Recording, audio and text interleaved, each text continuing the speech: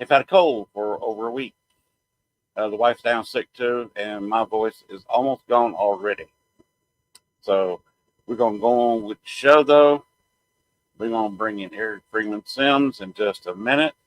Let me tell you a little bit about the guest tonight. I did say I was going to read the bio and just about take the rest of the night off talking.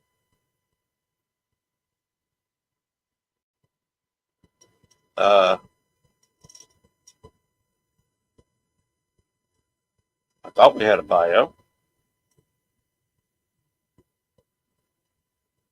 somewhere. Oh, great.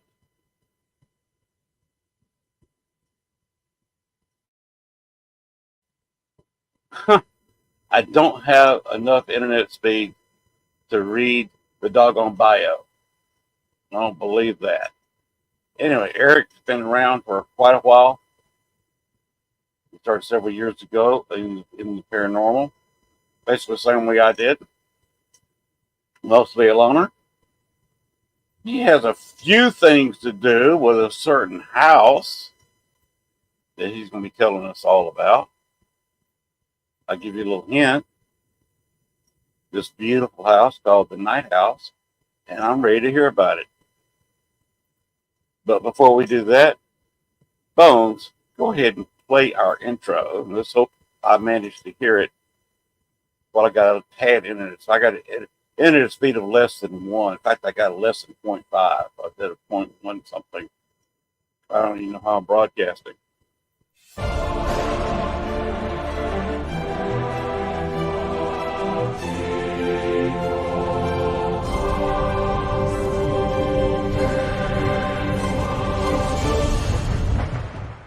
Warning, the following video contains strong language which may be offensive to some viewers and or inappropriate for children. The content within this video is intended for mature audiences only.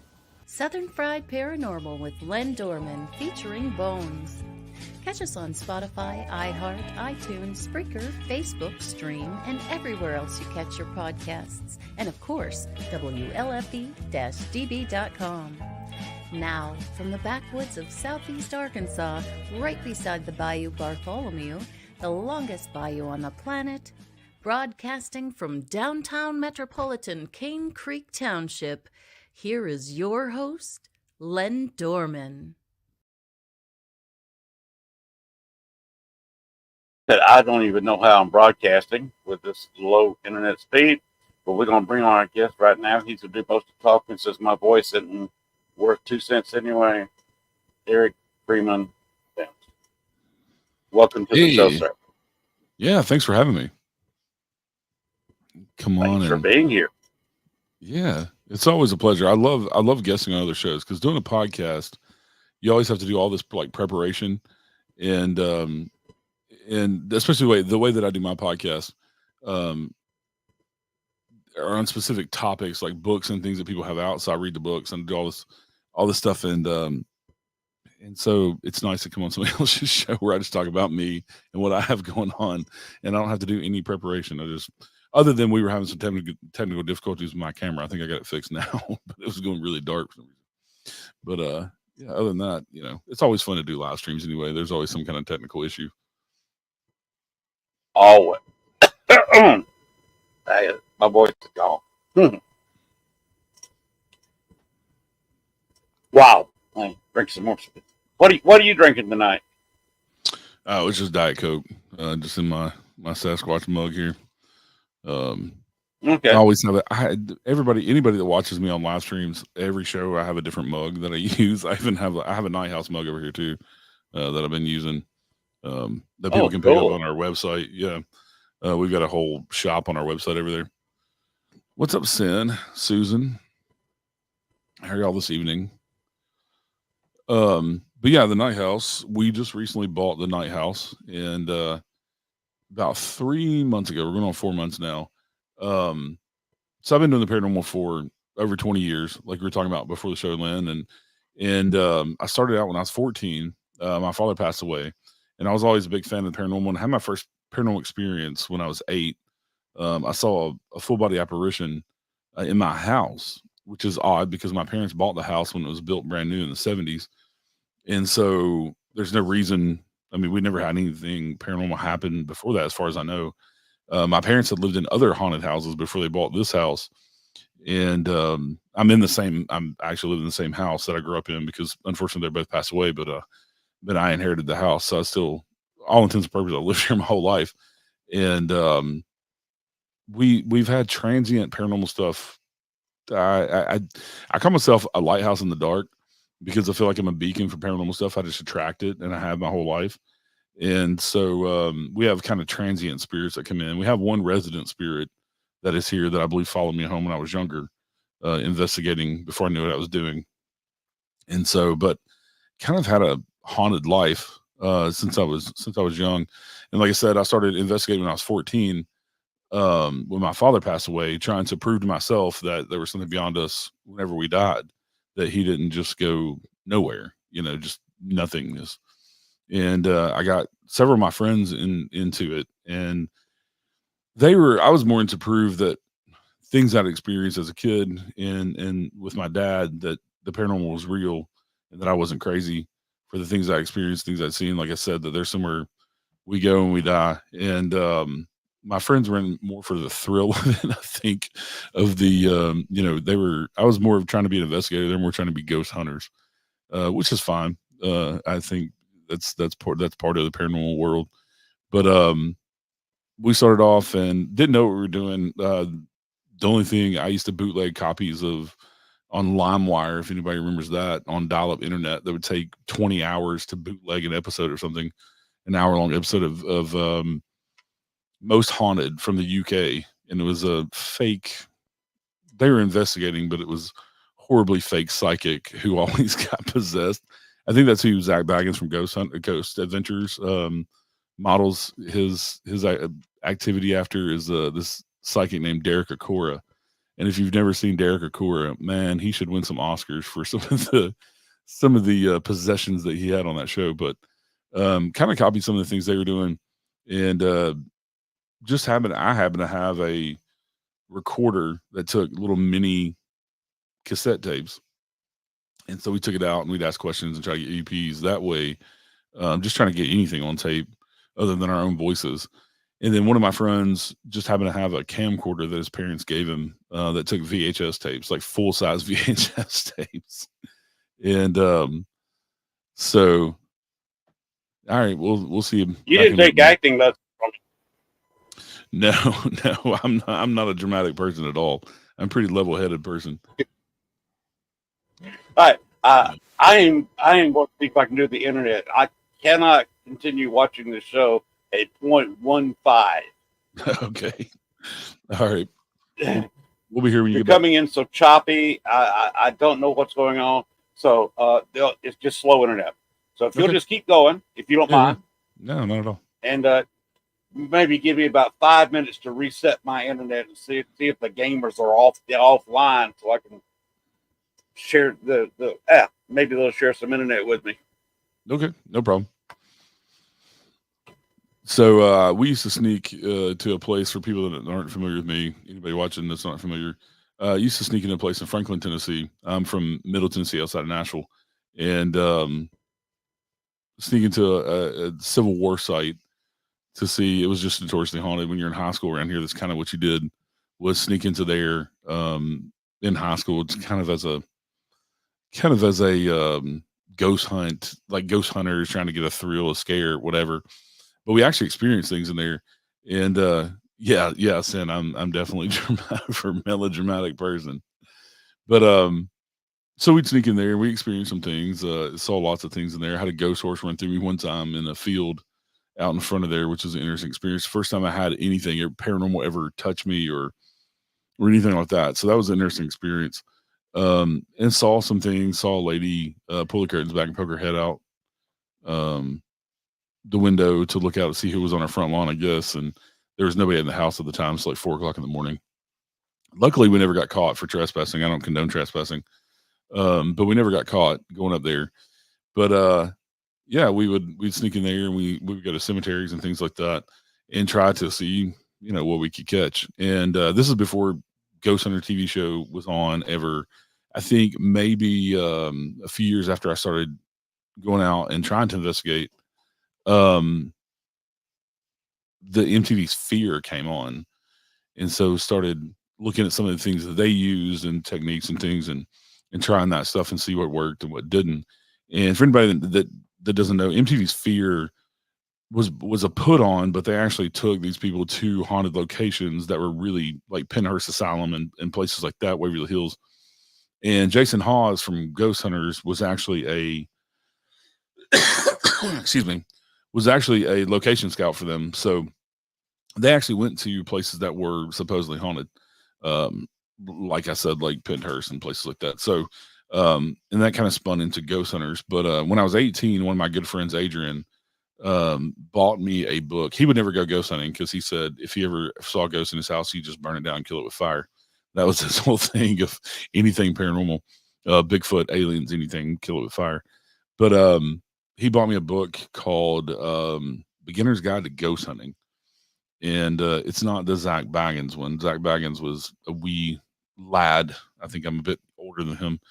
But he was on Wheel of Fortune at that time, I think, if you ever saw that clip. But he bought me that, and that kind of and I don't even remember who the author is. I think you can still buy the book on Amazon.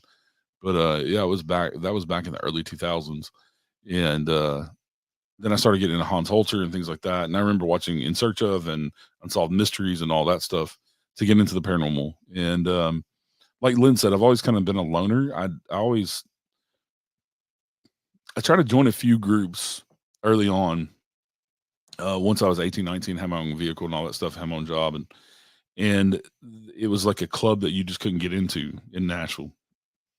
Nobody wanted anybody that didn't have experience, but that's a catch-22. Like, how do you get experience if they don't let you have experience? So they were kind of gatekeeping and kind of keeping the paranormal closed off. And so I said, fine, I'll just do stuff on my own. I'll research. I'll take my friends out to investigate with me, and wherever we can. And so it ended up being a lot of cemeteries, sneaking a lot of places in the middle of the night. And then I kind of just did that on my own and would pay to go to places. We would go, we went to Charleston, South Carolina and did some paranormal stuff out there with paying and other places I'd go on vacation. And then in 2020, around 2019, 2020, I decided to start the podcast, The Unseen Paranormal. And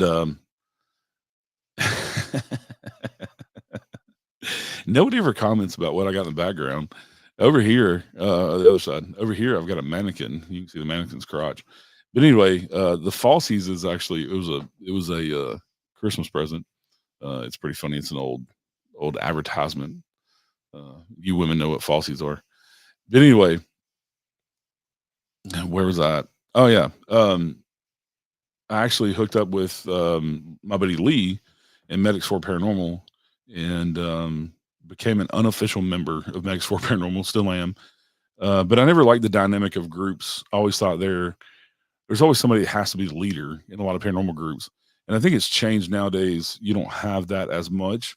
But back then it was definitely people copying taps and ghost hunters, and you had to have a tech person, and you had to have you had to have the lead investigator and all this other stupid crap.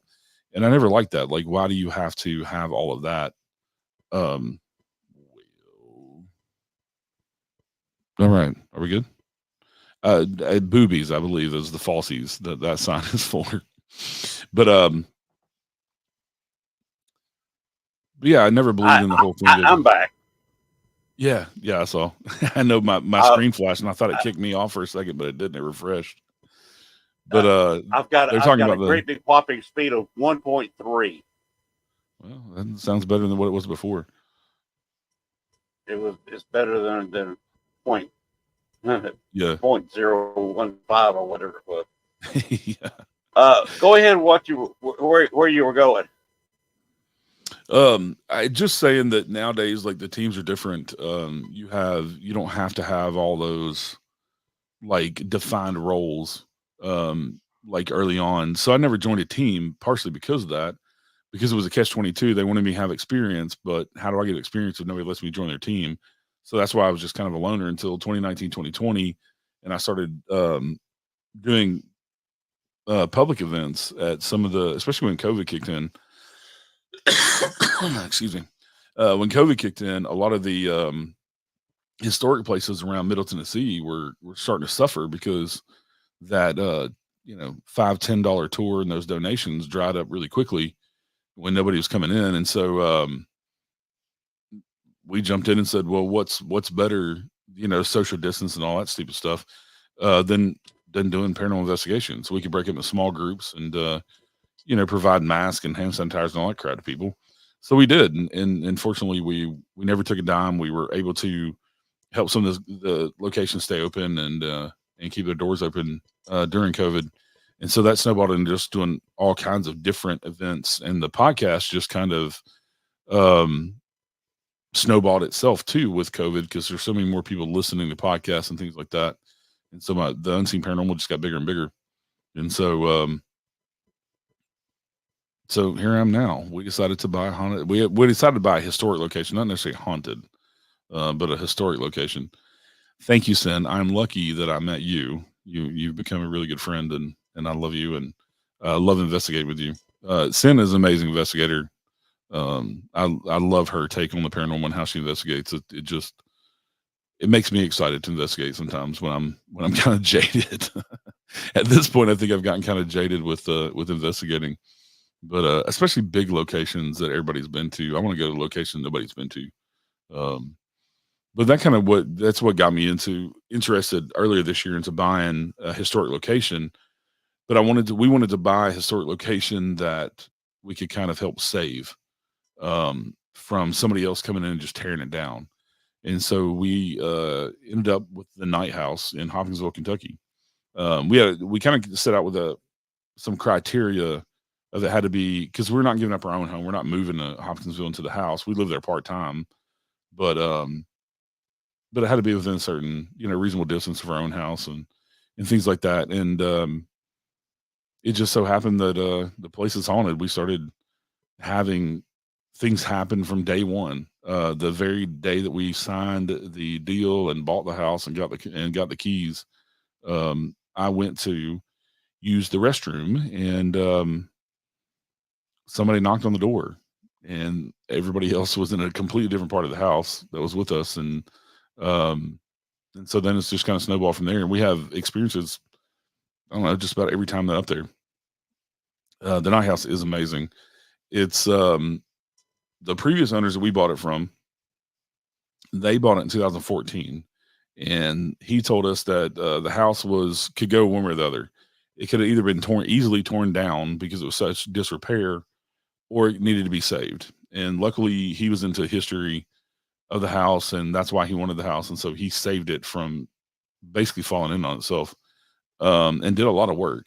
But he also left us with a lot of work to do too, to the house, that we're slowly doing. In 3 months, we've done a lot since then. But Well, the house Eric, is massive. let me ask you. Let me ask you this about the Night House. Where is it exactly? I mean, you may have done it while I was gone. I didn't hear you. Did you tell everybody where it was? It is in where it is, town address, whatever. Yeah, it's in the middle of Hopkinsville, Kentucky, which is about 20 minutes from Clarksville and Fort Campbell, the big military base, Fort Campbell, where the 101st Airborne are from. A lot of people have heard of them. So not far across the Tennessee border into Kentucky. And Hopkinsville is in western part of Kentucky. The Land Between the Lakes area is a big area that people know. It's about 20 minutes from there. And Hopkinsville is a pretty good sized town, but it's a big town with a small town feel. Really nice people, really welcoming people. We've been welcomed with open arms. The Night House is the oldest standing structure in the entire county. And so, there was older buildings. There's not there anymore. So we have the oldest standing structure in the entire county, in Hopkinsville. And the house is built. It is 6 different levels. So wow. If you want to talk about full floors, there's 3 full floors, but it goes from so you have an underground cellar, and then you go up to the basement, which the basement is halfway out of the ground. So the windows that you see on the ground is actually the basement, and the basement is under half the house. And then we have a tunnel that goes under the house to the new wing, and it's a 4-foot tall, huge area under there. But it has a full cellar too with an old coal chute down there. And then you have the basement, and then you come up to the ground floor. And the ground floor is where you see the big 2-story columns. That's the side portico. That's not even the main entrance. And then you go up another level to where the main entrance is, which is a smaller porch on the front, and that's the parlor. That would have been the fancy parlor where they were entertained and things. And then there's another set of steps that goes up to what we call the guest suite, where we have the kids' room set up that has kind of a small living room, a bedroom, a bathroom, and then you go up another 10 steps, and there's a attic that runs the full length of the house, but only half the house. And so it's 6 levels. And so it's a very it's a very weirdly built house. It has been occupied since it was built in 1815. So people have updated and changed it over the years. And we keep finding hidden things more and more all the time. One of the things we think we found here recently is up in what we call the guest suite in the living room area. We're fixing to take a chunk of wall out because we think they bricked up a fireplace, an original fireplace that was there. And the cool thing too is in the basement, we have one of the original mantles that's just sitting in the basement. So if we do uncover this hidden fireplace, then we have an original mantle to put on it too. The reason that we call it the Night House, and that was us that named it the Night House, it was known kind of around town. It was just known loosely as the Knight Rogers house because those are 2 families that lived there the longest.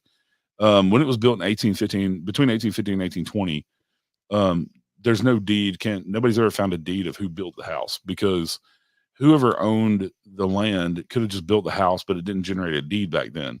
A deed was only generated when the house was sold. So, but whoever built it did not own it very long. They sold it. And then we have a handful of families, 4 or 5 families that owned it for brief periods of time, until 1860, when J.B. Knight bought the house. And his family lived there until 1941, when the last of his children passed away in the house. And then the Rogers family bought it, and the Majors family bought it in 1941. And then in the late 40s, early 50s, the Rogers family bought it, and they lived there until 2014. So those are 2 predominant families. But the Knights were they were filthy rich as far as the 1800s go. J.B. Knight was an attorney, but he was more of a real estate mogul. And when he purchased the house in 1860, the house sat on 300 acres. And the original tract was even, I think, bigger than that, like 600 acres. And like I said, he was an attorney, but he was more of a real estate mogul. And from what we figured, in 1860s, 1870s, when he bought the house in 1860, he was worth about $10 million. And in today's money, that's about $500 million. So very, very wealthy family. And that wealth I found out that wealth came from his father, who owned thousands of acres as well. But the Knights, even though they settled in Hopkinsville, is kind of Western Kentucky is kind of their home base. Before they lived in Hopkinsville, they lived in a place called Elkton, which is not very far from Hopkinsville, a little bitty small town. They owned property all over the eastern United States. So you're talking thousands of acres in Iowa, Illinois. They did business in Philadelphia, New Orleans, all these places all over the United States. They owned land in Georgia. And so there's hundreds upon hundreds of deeds that have J.B. Knight's name on them if you go to the courthouse in Hopkinsville. An interesting story as well, talking about Illinois, and you have that Chicago connection, Lynn. J.B. Knight owned a 3-story brick boarding house in 1871 when the Great Chicago Fire happened. And it burnt his building down. And that was a moneymaker for him because he rented out, to tenants. And so he sent his second oldest son, John Jr., who had just recently become an attorney at that time. He was like 24, 25 years old. And he sent him up there to oversee the rebuilding of this 3-story brick building so that they could get people back in there and start making money again. Well, John Jr. never came back to Hopkinsville. He only came back to visit. He lived in Chicago and became a prominent attorney and a prominent real estate mogul himself in Chicago. And he was such a socialite that everybody knew him, that when he died in 1929, they ran a huge newspaper article about him. And when I look on newspapers.com, look up his name and his law firm, there are, in Chicago, there are probably at least 70 pages of newspaper listings from his real estate dealings of renting places out, selling places over the from 1871 to 1929, when he lived in Chicago. So he built his own wealth and became a huge part of the community in Chicago, and was very well known up there. And he is the only member of the family that I actually have pictures of as well that I can find. He actually was photographed 3 times. Once when he was in college, there's a photograph that would have probably hung in his law office because he's like sitting sideways and he's got a suit on. And then there's another photograph of him holding what I think is his granddaughter on a balcony. It's a black and white picture in about probably a year before he died or so. Unfortunately, we don't have a whole lot of stuff from the Knight family except for 2 books of letters. There are 2 really thick books that have hundreds upon hundreds of original correspondence to J.B. Knight, from J.B. Knight. His father's original handwritten will is in there. And this is all on old paper that has just survived. I've got a couple of copies of things. These are copies. I don't have the books here at the house. They're up at the Knight house. But this is a copy of To Build the Front Porch. I scanned this in the computer myself. I actually have that original piece of paper. But this is from a contractor that J.B. Knight paid in the 1860s to build the front porch onto the house. So there was no front porch before that because the house was built in the federal style, so very boxy, and we just had steps coming down. And then also have a copy of the original. This is the original deed when the Knights bought the house from the Waddell family in 1860. But in the 2 books of letters that came with the house, we don't know who saved them over the years, why they were saved.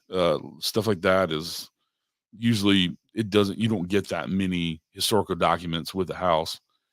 And the earliest correspondence I found in there is 1830s, and it goes all the way up till J.B. Knight dies in 1880. There's some correspondence up in the 1890s, but after that, not much. What branch of the Waddell family were they related to? Do you have any information on that family? They just bought the house from the Waddell family. It was R.L. Waddell and S.E. Waddell. I haven't jumped into those names because I've dove into the Knight family and the Rogers family. But because, like I said, we've only owned the house for about 4 months, so everything I'm telling you, this is stuff I've learned from my own deep dive, but also from the county historian and things like that. And I've actually learned stuff the county historian didn't even know, and he's 76, and he was actually in the house. It's related to the. Oh wow, the Waddells have an interesting history across the country too, as making quite a bit of money. Some of them are from my hometown of Columbus, Georgia. Yeah, there's a branch of the Waddell family down there, and there may or may not be from, but that family's got some history. Yeah, and the Knights are from down that way as well. Have you ever heard the what is that movie? Matthew McConaughey plays the main character, and his last name is Knight. The Free State of Jones, I think is the name of the movie. It was about a group of guys in the Civil War, and this is a true story. Right. They created their own state because they did not agree with what the Confederates were doing and how they were treating their families. They seceded from the Confederacy. Yeah. So the leader of that, his last name was Knight, and I have not made the exact connection between my Knight family who moved to Hopkinsville and that family, but I believe that they were cousins. Because when I've gone back on Ancestry, they were both within a county of each other, and both their Knight families moved from West Virginia and North Carolina to Georgia. So I think they shared a J.B. Knight, my guy, probably shared a grandfather or great grandfather, something like that, with that guy from the Free State of Jones. So the Knight family is pretty prevalent as well. Mm-hmm. the Waddells, last I heard, and I believe they still do, own a car battery distributorship. And I'm not talking about a place, a few square yards, throwing a few batteries in a car. I'm talking about a major warehouse Yeah. full of batteries that is the main distributor in Columbus. And they're a bunch of smart people. The last guy that I knew was running it was Andy Waddell, and his brother oh, retired from NASA, and he was one of the people running the space station. Wow. Yeah, I have So to dive there's into some them. smart people. Yeah, there's some smart people in that family. Yeah. Also, I do have the names of some of the people that owned the house before the Knights bought it. But like I said, most of them, none of them stayed more than 4 or 5 years, and they sold the house for whatever reason. But I want to dive into those families too, and maybe find out why they sold the house. You know, but the Knight family is the most predominant as far as the history, and as far as they're helping to shape the history of that part of Kentucky and Hopkinsville, and like I said, Chicago and some other places, because they just bought and sold so much. This is another letter that's in the. This is from 1833. This is one of the earliest ones that I have, but this is a JB Knight sold a 2-story brick home he owned in Elkton, Kentucky, to a friend of his, and the friend bought it for $238. And so this is him sending that money to JB Knight, and he jokes in the letter that he didn't send. It was $238.30, and he jokes in the letter that he didn't send the 30 cents because he didn't think it was proper to send change to the mail.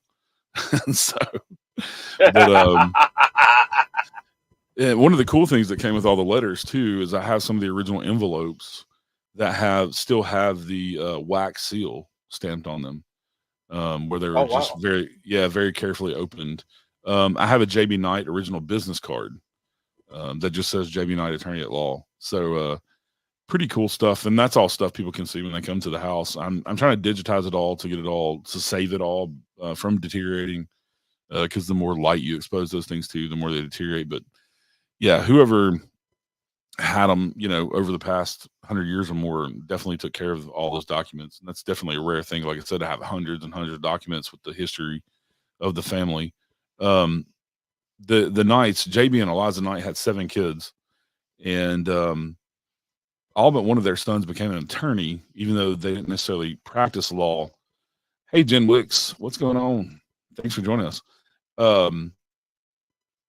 All the sons became attorneys, even though they didn't all practice law.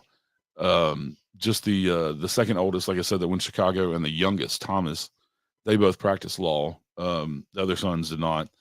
I'm just trying to think where to go with it because there's so many. So 2 of their daughters, Katie, was 17 or 18. She died of tuberculosis. She was the youngest. She was second to the youngest daughter, second to the youngest kid. She died of tuberculosis at 18, and so did, and then at 25, their first daughter, Carrie, died of tuberculosis, and she actually married a gentleman named John Harding, who was an evangelist preacher, and they had 3 kids together. And John Harding would end up, when she died, moving to Nashville and helping found Lipscomb College, and also helping to found the Church of Christ the way it is kind of today. And so if you come to Nashville, you see Harding Pike and all these other Harding things because of his family. And they had a lot to do with the Bell Mead plantation in Nashville and some other things too. The Harding family did. But John Harding was a pretty big figure in Middle Tennessee. So I found it interesting that he was connected to the Knight family up there in Hopkinsville.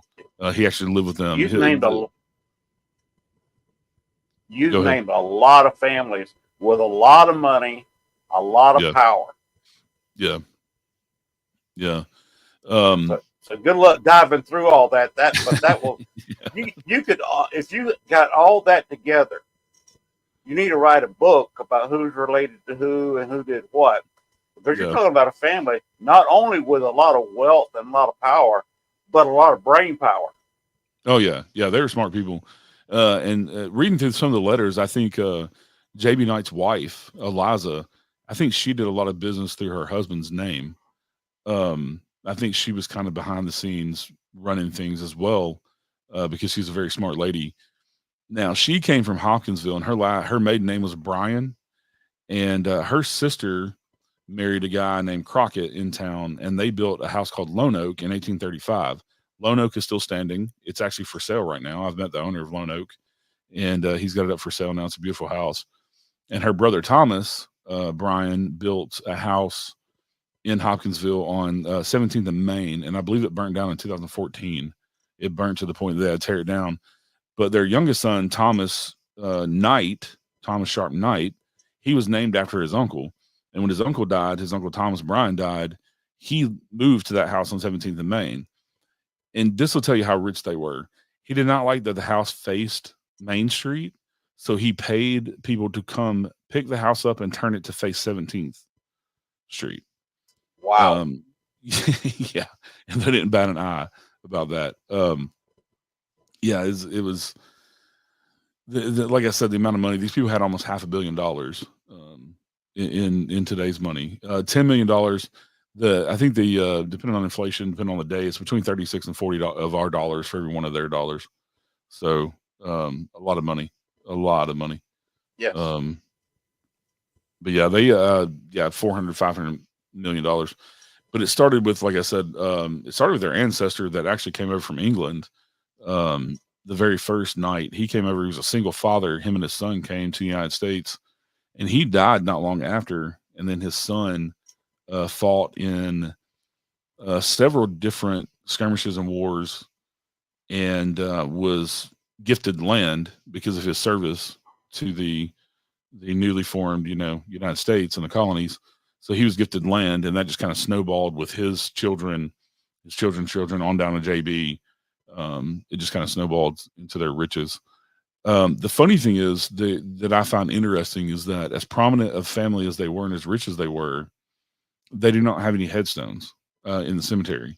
And because they were so close to, even though they owned so much land, since they were so close to town, they were buried in Riverside Cemetery in Hopkinsville, because that's where all the prominent families were buried. And so they were buried there, but they don't have any headstones to this day. And I don't know if they were flat headstones and sank over the years or what. We're going to take a ground penetrating radar out there and see if we can't find to see if they've sank.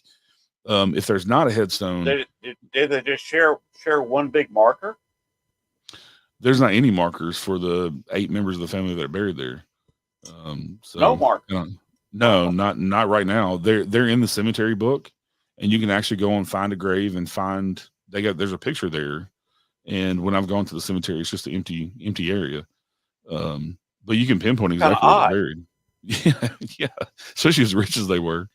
So that's why I'm thinking the markers may have sunk over the years, or they got broken, and just stolen, yeah, anything like that. So if there's not any markers that we can find, like I said, with the ground penetrating radar, we're going to raise the money to put one big headstone there, a nice one that has all the names on there and kind of a tribute to the Knight family. There you go. The property, the house now is about 5,200 square feet or more, a little more. And it sits on, we bought 2.8 acres. So we got a pretty good chunk of property in the middle of town. And there are some of the original foundations for the outbuildings, like the carriage house and things are there. We've got to clear off the woods back there. There is an outdoor. So I was talking about there's a basically sub basement cellar area that's underground in the basement. Well, you go outside and there's a little red barn shed thing that there's actually an 8-foot deep stacked stone cellar out there as well.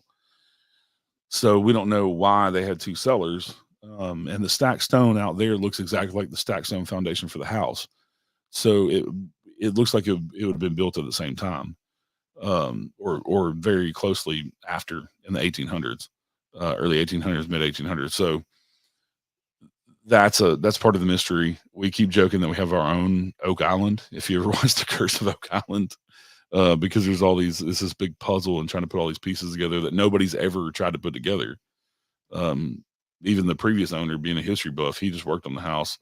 As far as I know, he didn't really try to put a whole lot of it together. So yeah, and then there's also, we've heard from various people that there are tunnels on the property, that there's one that goes from the outdoor cellar to the house, and then that there's also one that goes on the other side of the house that goes from the house and you should come out in the woods across the street. Well, if that's the case, then it probably was part of the Underground Railroad. And so we're diving into that research now. I've been in touch with a historian who his forte is the Underground Railroad, especially in Western Kentucky. And he's already been able to prove that there was another house in town that was part of the Underground Railroad. And so the Knights never owned a plantation or anything. The house was not on a plantation, though they owned 300 acres. They only grew enough food to feed themselves. And they had, in one census, they had 15 enslaved people. But that was only one census. And in the census after the Civil War, they had a family of what I'm guessing were former enslaved people in 1870 that were sharecroppers and farmhands. The husband and the son were sharecroppers and farmhands with their marked.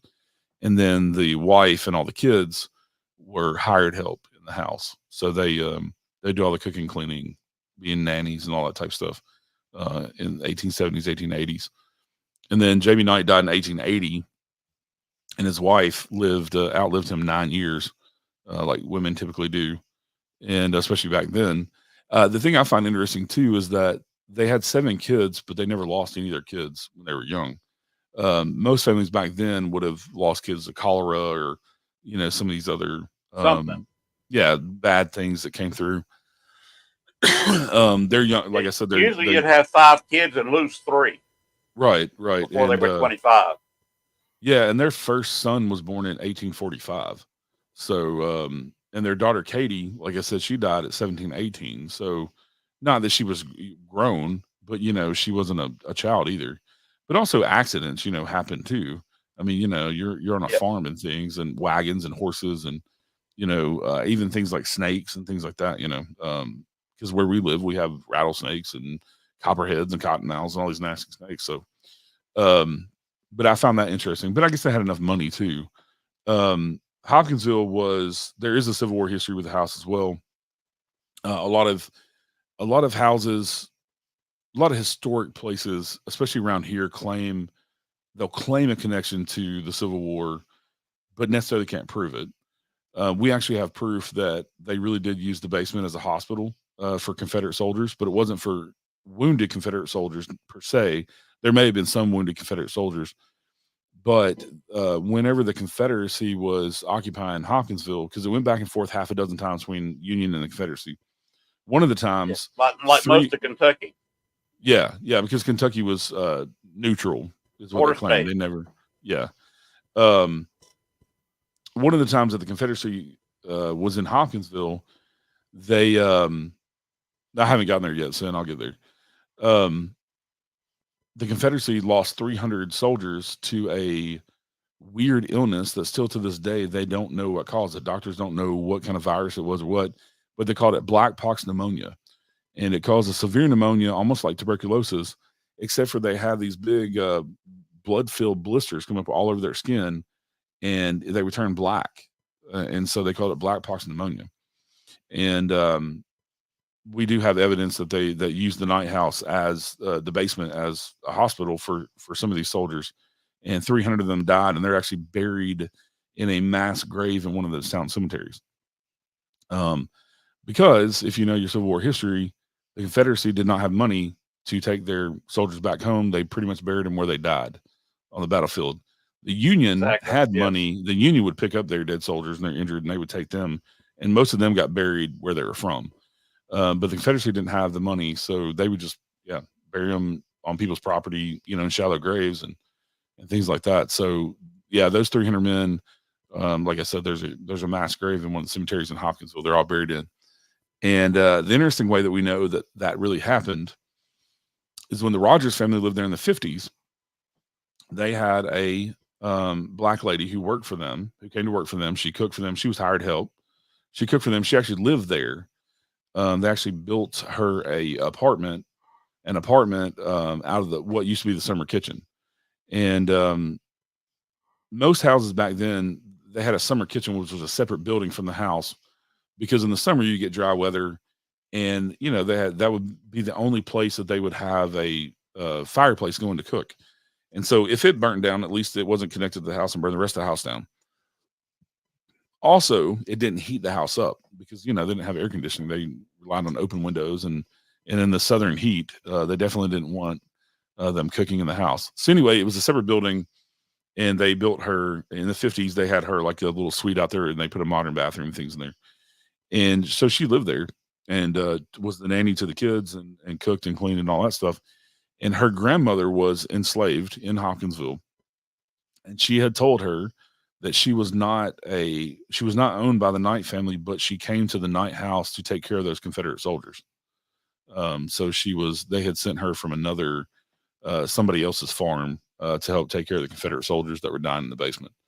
So we kind of have a firsthand account, and that was told to Petey Rogers, and he told that to me. She told it to him, and he told it to me. So it is kind of hearsay, but at the same time, it came from a pretty reliable source. And also, Hopkinsville back then they didn't have a formal hospital. They weren't a big enough town to have a formal hospital. They had doctors that would, pay you a house visit, but they didn't really have a formal hospital. So you would have had to go to Louisville or Nashville for some kind of formal hospital. The lady on horseback. So Ida Knight, who was the youngest daughter of the Knights, she never got married, lived in the house her entire life, lived with her parents in the house, well, pretty much her entire life. When they moved in 1860, she was a few years old. She used to ride around. The story that's been passed down through the town is that they were very particular about their property. And after her parents died, her and her brother, Charlie, lived in the house, just the two of them. And Charlie was a lifelong bachelor as well. He never got married, never had kids. She would ride in full dress, full like Victorian gown, choker up to her neck, lace, with her hair in a bun. And she'd ride around with a double barrel shotgun side saddle on a horse and patrol their property, and would shoot at anybody that was trespassing. And one day she come out in the early 1900s. She was riding their property, and she actually found a dead body down by the road, right up against their fence. And come to find out, the person had been murdered, and their body had been dumped there at the Knight house, right in front of the Knight house. So I'm digging into that too to see what happened with that murder case, if they ever caught the person or anything like that. So that's ongoing research. But that's actually a news story in the newspaper that Ida Knight found the body in that whole story. But yeah, they used to keep people off their property by shooting at them and stuff, which back then they could if you were trespassing. And then you still can't get away with that here. Yeah, the stand your ground stuff. Yeah, Tennessee's like that as well, where I live. But the other character that I've uncovered a lot more than I was told by the historian or anybody else is Charlie Knight. Like I said, him and his sister lived there. He died in 1928, and she lived until 1939. He lived in the house. But Charlie, about 2 miles from the Knight house, on the outskirts of Hopkinsville, there is what used to be called the Western Kentucky Lunatic Asylum. And this place was built, the original building was built in the 1830s. It was wood. It burnt down. They built this massive Greek revival, huge columns, huge, like 80-something buildings on the property, 600-something acres, massive. Kentucky only has 2 state mental institutions. Now they call this one Western State, and then they have an Eastern State. And so this place is massive to this day. But Charlie Knight became the president of the Western Kentucky Lunatic Asylum in 1883, and he was the president until he was ousted by some crooked members of the board in 1921-22. And it was this big soap opera thing in the newspapers, and I had the newspaper clippings about him being ousted from the but yeah, 1883 until I think 1921. So he was the president and ran that place for many, many years. And then after that, he became a hermit until he died. We're continuing finding artifacts like Sin's asking about. many different things on the property. I have not gotten to metal detect the property yet because we've been busy working on the house and already doing history tours and things. But just digging around the house, we found square nails, wrought iron, hand forged square nails. When we went to put the floor in the summer kitchen, down in the dirt, we started digging around and we found many, many shards of china. And some of it I have been able to date to the 1800s, and some of it comes from the 1940s, 40s, 50s, Rogers family era, but still old china. And why it was all broken, I don't know if it just got broken and they threw it, in a trash pile under there or something. I don't know how it ended up under this floor. We've also found a 2 foot long hand wrought iron hand forged spike that would have been a spike that goes in the corner, 2 corner post, and it's square, but it comes down to a needle point, and it's cast iron. It's pretty neat. We found some of the original doorknobs from the 1860s, 1870s, and these doorknobs are they're called Bennington clay doorknobs, and they're invented in Bennington, Vermont in 1849, and they were popular in 1850 and 1860s with rich people, and they were probably very expensive, but they're made out of clay, and they're brown like swirl, and they almost look like glass, like blown glass, or like some sort of gnarled wood that's been really shellacked over, but they're actually made out of clay, and then they have a really clear glaze on them that's really thick that they fired over and over. So some of that stuff, we've also found some original plates and original mortise and tenon locks that we're going to put back in the house. Yeah, and every time we turn around, we find something new. A lot of the stuff was left in the house. So a lot of the furniture that you see, the piano was left in the house. We have a canopy bed that was left in the house, and a lot of other stuff. But as far as the furnishings that I've done, we didn't want the house to be a museum. We want people to actually sit on the couch and the chairs and things like that. I don't like going to places where they're like, velvet rope off a room and you can't go in there and explore around and look at all the things, but they have things sitting everywhere, so we don't want the house to be a museum. The reason that there is no original Knight family portraits or furniture, anything like that. So Ida Knight died in 1939. Their younger brother Thomas, who was living there at the time that she died, he died not long after her in 1940. And then it went to Carrie Knight's son, Leon Knight Harding. So one of her and John Harding's sons. He was the oldest grandson. Well, he died in 1941, about 8 months after he inherited the house. And from what I've seen, he was planning on moving and living in the house. And he wasn't that old either, maybe in his 40s, I think, and 40s, 50s. So he, in grand scheme of things, he wasn't that old. But he died in 1941. Well, then they decided to have a ginormous auction, and word is that people came from hundreds of miles around because the Knight family is so well known, and people wanted to see what was in the house, and because they always kept people off their land, so every stick of furniture and everything in the house was auctioned off to the highest bidder, including portraits of the family and all that stuff. So there's only one known piece of furniture that belonged to the Knights, and it is in the Historical Society in downtown, the Christian County Historical Society in downtown Hopkinsville. There's my buddy Austin. What's up, Austin? One of my best friends there. Austin's an awesome investigator, great guy. He's on his lunch break right now, so he's just popping in. Okay. Since you're taking a little break, it's halftime. Okay. So let me go ahead and run a couple items here. All right. And, I'm going to check my P-mail. I'll be back. Okay. We'll see you when you get back in 2 or 3, 4 minutes. All right. All right.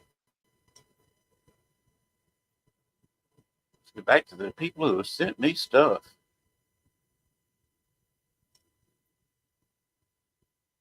I can be your hero, baby. Damn it, Mike.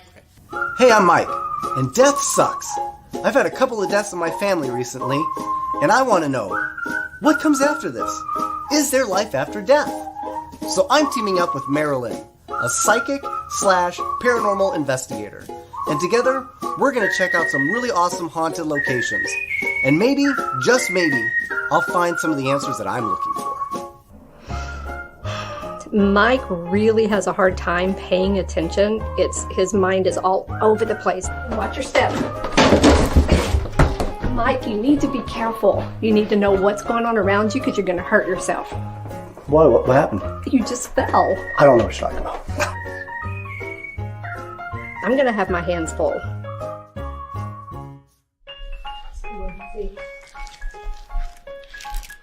Hey, what are you doing? What? Didn't we talk about that last night? Yeah, I'm not as big on friends as you are. I told you I'm more of an office guy. You're not supposed to be eating on investigations. Do that either before we come Okay, in. well, hold on now. That was really more of a nibble. Is he seriously eating right now? How did you expect me not to eat? You know how hungry you get doing these investigations? Sometimes you just gotta snack. A man has to snack. Mike. Could you not eat during the interview?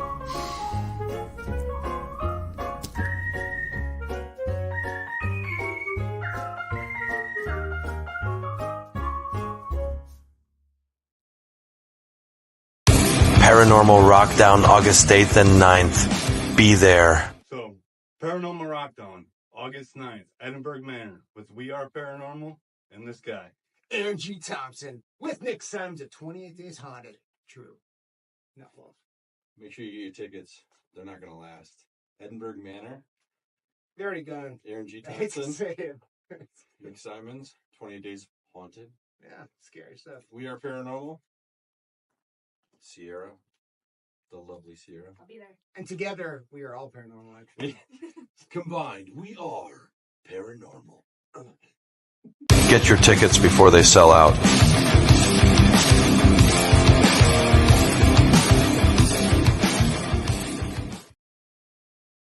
And that's going on right now. The music's already been cranked up. The investigation being tomorrow night.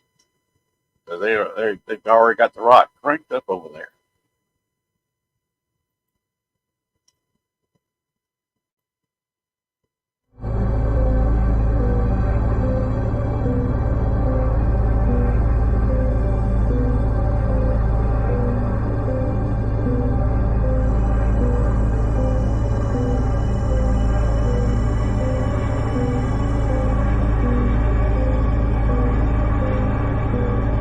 Where I'll be next month.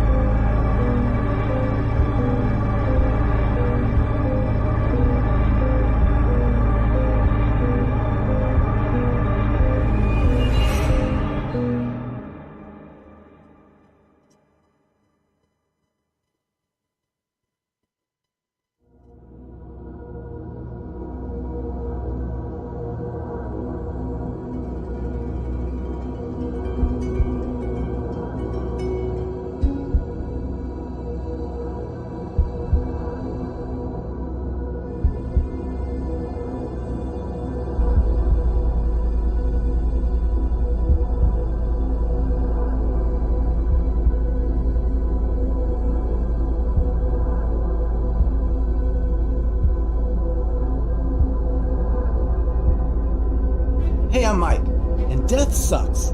I've had a couple of deaths in my family recently, and I want to know, what comes after this? Is there life after death? So I'm teaming up with Marilyn, a psychic slash paranormal investigator. And together, we're going to check out some really awesome haunted locations. And maybe, just maybe, I'll find some of the answers that I'm looking for.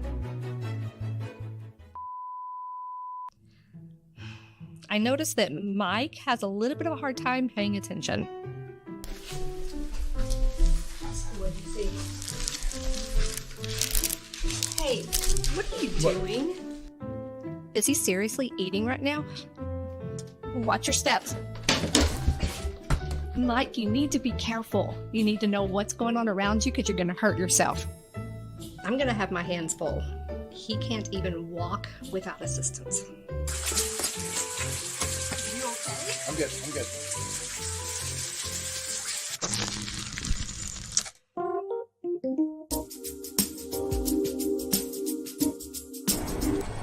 Every year, paranormal investigators go hungry.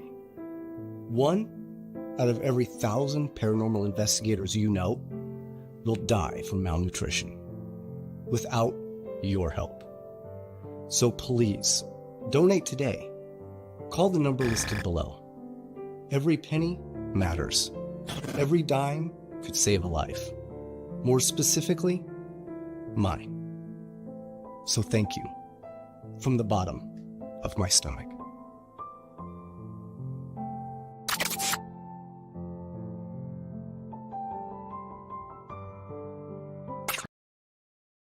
Paranormal Rockdown 2024. This is a 2-night event, August 8th and 9th. The first night, rock the night away with free admission. The next night, investigate with Larry Eisler III, Nate, Kate, and Sierra of We Are Paranormal, Zach Elston, Noam Girata, Etched in Embers, Aaron G. Thompson, and Nick Simons of 28 Days Haunted. This is the event you don't want to miss.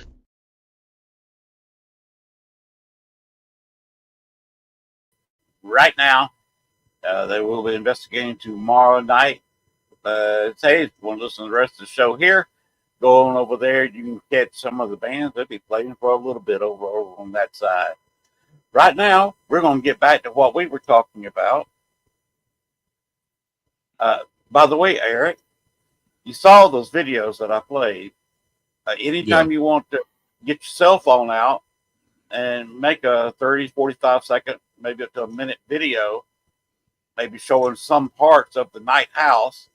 Yeah. And talking about, cost and, when you get ready to have investigations, I'll be glad to show it during every show.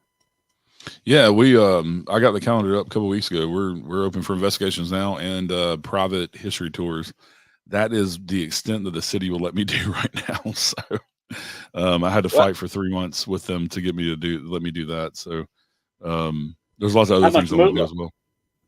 It is so for 7 p.m. to 3 a.m. it's $500. That includes taxes.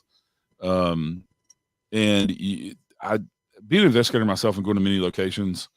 I wanted to kind of pull out all the stops and try to offer everything I could think of that we could offer investigators, like what I would want to have on investigation. And so a lot of locations, for one, don't have heat and air. We do, we have central heat, and we have gas heat, and we have central air that works really well. The house is comfortable. And we have high-speed Wi-Fi, so if anybody wants to film or do live streaming, anything like that. Also, we're not charging extra if you want to do video stuff. A lot of locations do. I'm not charging any extra for YouTubers or anybody that wants to come film or do anything like that. That 7 to 3, we also have snacks. We have a coffee area for people to drink coffee. It's all free. We'll have snacks available, drinks. Well, water. Mike would be happy. Yeah. Lots of snacks. Have you met him yet? I have not. That's the first I've seen of him was the other night when you had Sin on, and I saw that commercial. But we're gonna have he's hilarious. So have him on your show sometime advertising theirs. It's hilarious. Another thing that you never get at locations is a charging station. Some locations you're lucky if you have power at all. But I'm gonna have a charging station set up where people can charge equipment, and they'll have a base station kind of in the kitchen. Because the kitchen is a newer addition onto the house, so there's not really. I mean, we don't really have any paranormal stuff happen there. The new addition connects the kitchen to what was the summer kitchen building. The summer kitchen building will be the office and kind of my hangout area while people are investigating. But from 7 to 3, it's $500, all of that included. And then for how many people? Up to 8 people. Up to 8. The house and the grounds are only so big, So I had to cap it somewhere. I'm also flexible. If you have 9 people in your group, I'm not going to be an a-hole and say, no, you can't bring that 9th. You have to pick one person that can't come, But yeah, I try to keep it 8 people. Also for the overnight investigations, definitely want to keep it around 8 or 9 people because we only have so many beds to sleep in. But but the overnight investigations from 7 p.m. until 9 a.m. the next day. And we have fully functioning bathrooms with showers. We provide all the linens and towels and all that stuff if people want to take showers and basically live in the house for 14 hours. So that would be fantastic. Yeah, and that is $650. I just changed the prices today. Actually, I lowered them. I lowered the prices, and that includes the taxes too. So that's hopefully that's affordable for people, and that's what we want to do with the house. Is not I want it to be accessible to all levels of groups because not everybody has money to go out and to spend lots of money. I know in the past year I've been to Brushy Mountain twice with two different groups, and in total it's $1,750 for Brushy Mountain State Prison in Tennessee, out in Petros, Tennessee, and East Tennessee. And the place is massive, but you don't get any extras. That's just to investigate. They have a room that has a couple of plugs and kind of a hangout, but they don't offer anything else. And I mean, you have the place till 4 a.m, but there's nowhere to sleep, nothing like that.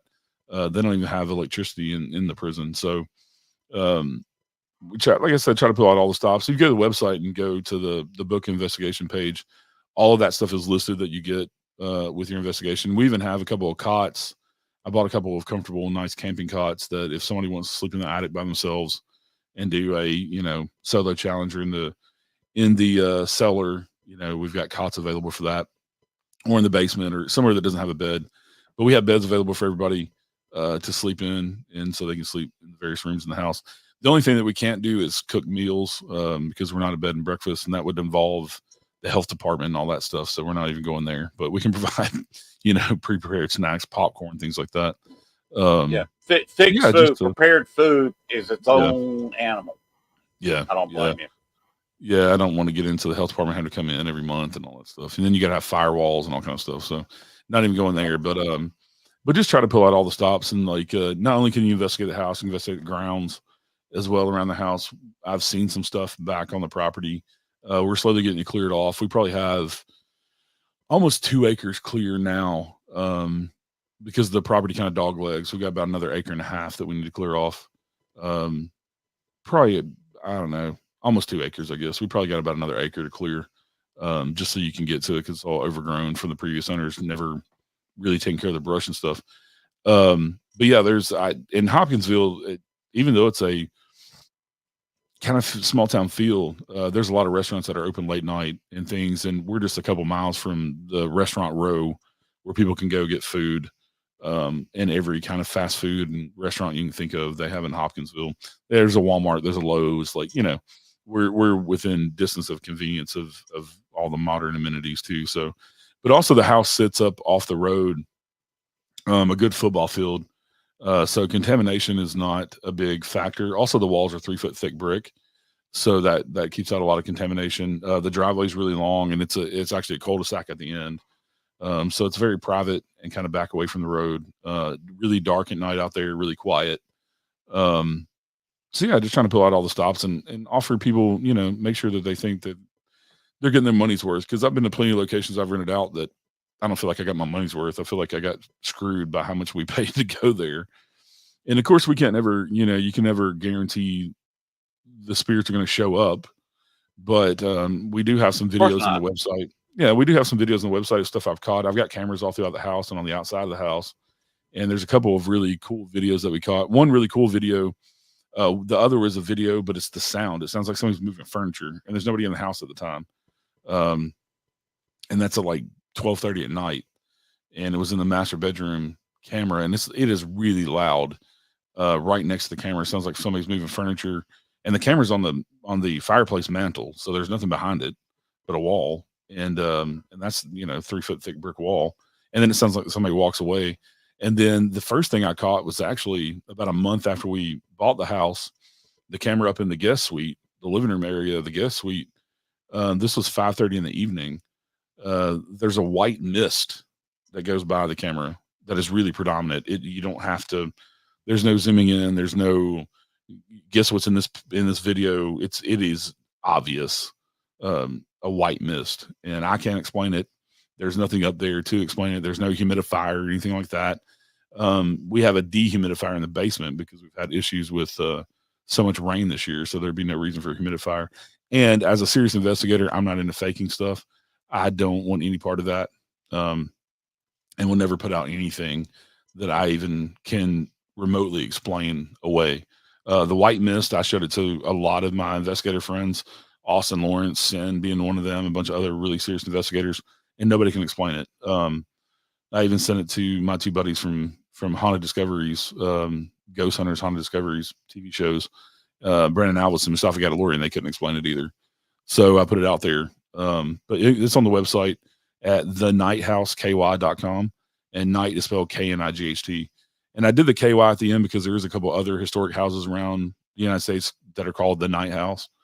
And so, but we've had lots of things happen since we've been there. Like I said, just about every time that we're there, we have things happen. Sin and her husband spent the night last weekend with us, and she saw something for the first time out of the corner of her eye.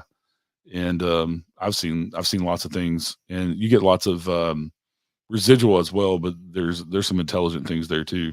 The house is very welcoming. It's not creepy at all. It's very welcoming feeling. We felt like home ever since we've been there. They've just kind of embraced us. But we go in the morning, we get there, we greet them, we tell them bye when we leave, because they're once people too. So, but the house had a vast history of people, and some interesting features too. There's something called a death door. If anybody's ever heard of a death door, because the way the house is constructed, they wouldn't have had the wakes in the parlor because the parlor is upstairs. So they wouldn't have wanted to carry caskets up and downstairs and all that stuff. So they would have had their wakes in the dining room. Well, there's a door that comes out of the dining room, but it's directly beside the double door entry on the side of the house where the big white columns are. And I didn't know what a death door was when we first bought the house. So we had the county historian come out, Mr. Turner. And he said it was a death door. And there was two different beliefs about a death door. One is that no living person could enter or exit the death door. It was for the dead to exit the house. So it was never used by living people. It was just left open the whole wake. So the dead person's spirit could leave the house and they weren't trapped there. The other one is that living people couldn't enter through that door, but they could exit through that door so the dead couldn't follow them out of the house. Right. So it depends on which spiritualist things that people believe back then. But there's a death door, things like that. Like I said, the house has been changed many, many times. But lots of history, lots of stories about the house that we've heard, folklore and things. Like I said, the house has been added on to many, many times. Originally, it would just been the red brick building, very square, very Federalist. Wouldn't have had really a porch on it. It would just been stairs coming out of the front door, and would have had some sort of side door. And then in the, I believe the nights, haven't zeroed this down yet. The front porch, of course, I have the contractor's contract saying when the front porch is built by JB Knight, paying for it. But I believe that he built the side portico too at the big columns, because the house was changed over to Greek Revival, and that's what the front porch is, and that's what the side portico is. And then when you go in the house, the only original fireplace mantle we believe is the one that's in the master bedroom now, and it's really ornate, and it would have been up in the parlor, but they changed out all the rest of the mantles to these column looking, very plain column looking things to match the outside of the house. So very unique. It's kind of a maze. I actually have a video up on the website and on the Unseen Paranormal Podcast YouTube's page, where I do a tour through the house to try to explain to people how maze like the house is, and kind of wind through it and show the 6 different levels and some of the property. But constantly putting pictures up and stuff on Facebook. A lot of people are interested in seeing the house renovated and fixed up. So we're slowly doing that. But eventually we want to do, public ghost hunts where we can sell tickets for $20 a person for people that don't have teams that can come investigate. And I'll be one of the lead investigators, and then have people like Sin and Austin and people that I know come and be guest investigators and lead people as well. But also do other fun stuff. I don't want to just do the paranormal with the house. I mean, it's a lot about the history as well, and honoring that history and the people that live there. So we want to do a lot of history stuff too, and eventually turn it into probably an event venue, whether that be weddings or car shows or anything like that. So putting in a parking lot back on the property, and eventually probably an event barn back there too, and just kind of open it up for people to enjoy the house and the history, and like I said, keep that alive. The house is on the National Register of Historic Places. It's put on there in 1979. And we got the plaque, the badge. It's a badge of honor. We don't have to adhere to any of their rules, because nobody's ever taken the government grants on the house to fix the house. So, but we're not Oh gonna yeah. we're not planning on changing anything that they want left like it is anyway. So, I'm looking at a picture of it back when it was for sale yeah, on 2.84 acres.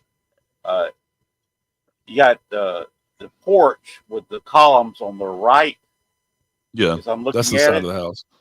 Yeah, and looking at from where you got the front porch and the steps going up to the front porch, it looks like there's about 2 or 4 columns at that door.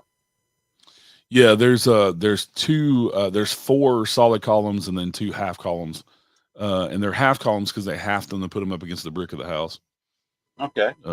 Yeah, and we're fixing to if you see newer pictures, we actually put a handrail on those stairs that kind of matches the columns with 6x6 posts and very kind of big handrail, and we're fixing to rehab the handrail actually up on the porch to match the handrail we put on the steps. Those steps are granite blocks, and they probably weigh, I don't know, 800,000 pounds a piece. Those are not the original steps in the house. They would have just had wooden steps when JB Knight had it built. Back in the sometime in the 70s, Frances Rogers, who was the lady who owned the house at that time, her and her husband had bought the house. She saw those granite blocks sitting on an empty lot in the middle of town, downtown Hopkinsville, and asked if she could buy them because the front porch didn't have any stairs. So she actually bought those 12. She actually bought 14 of them. There's 12 of them that go up to the porch there. If that tells you how high it is. And those granite stones came from an old church that was built in the late 1700s that was torn down because I think it had been gutted with fire and it torn down. And so those steps came from an old church. And we found 2 more in the woods that we put around to make steps on the side porch. So you could step off the end of it into the yard.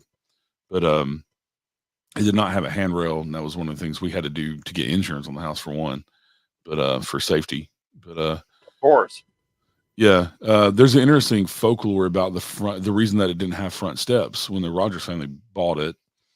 The folklore goes that one of the Knight family members fell down the steps and pretty much had an injury the rest of their life.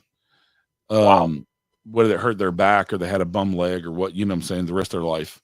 And I haven't heard anybody specific that they've said. They just said one of the members of the Knight family. And it made JB Knight mad because it disfigured one of his children and the brothers mad. So they went out there and tore the front stairs off and said there would never be front steps on there again as long as they own the house. And so there wasn't until Frances Rogers. The sides of the stairs there in that picture, so those are the granite blocks, and the sides are poured concrete. She had rebar and reinforced poured concrete. So that is an older picture. yes, probably because it still has all the vines on the house and stuff. This is before the owners that we bought it from had done a lot of work to it.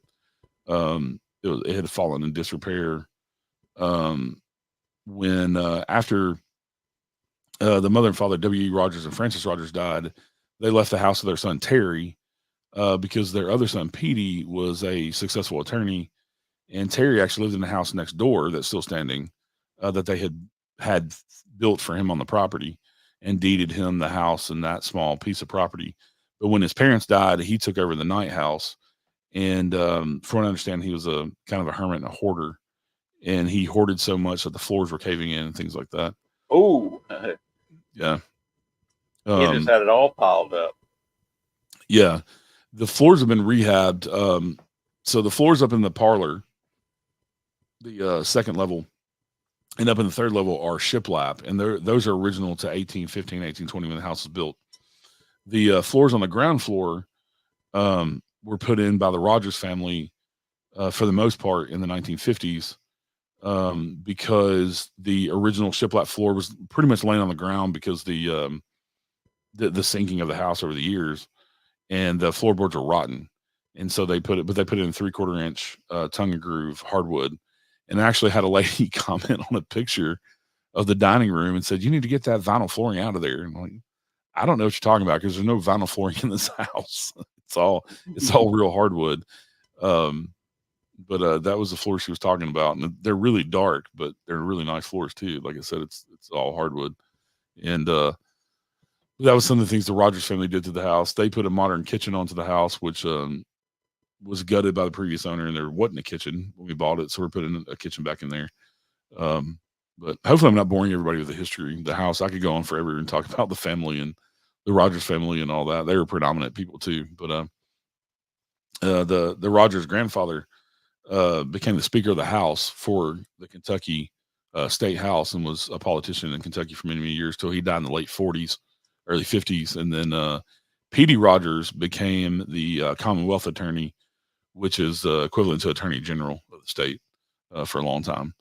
And so he was a big prominent attorney. And the Rogers family were a prominent family when they lived there in the 50s, 60s, 70s for sure. And they still are a pretty well-known family around town as well.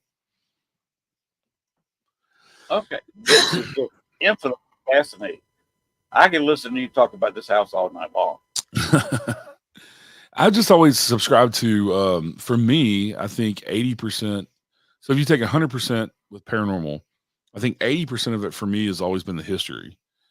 The 20% is connecting to the history through talking to the people, through EVPs or video or however you communicate with them. So my fascination has always been with the history predominantly. And then, like I said, connecting directly to that history, which is just as exciting, I think, through paranormal investigation. And so that's why I've always been a serious investigator as well.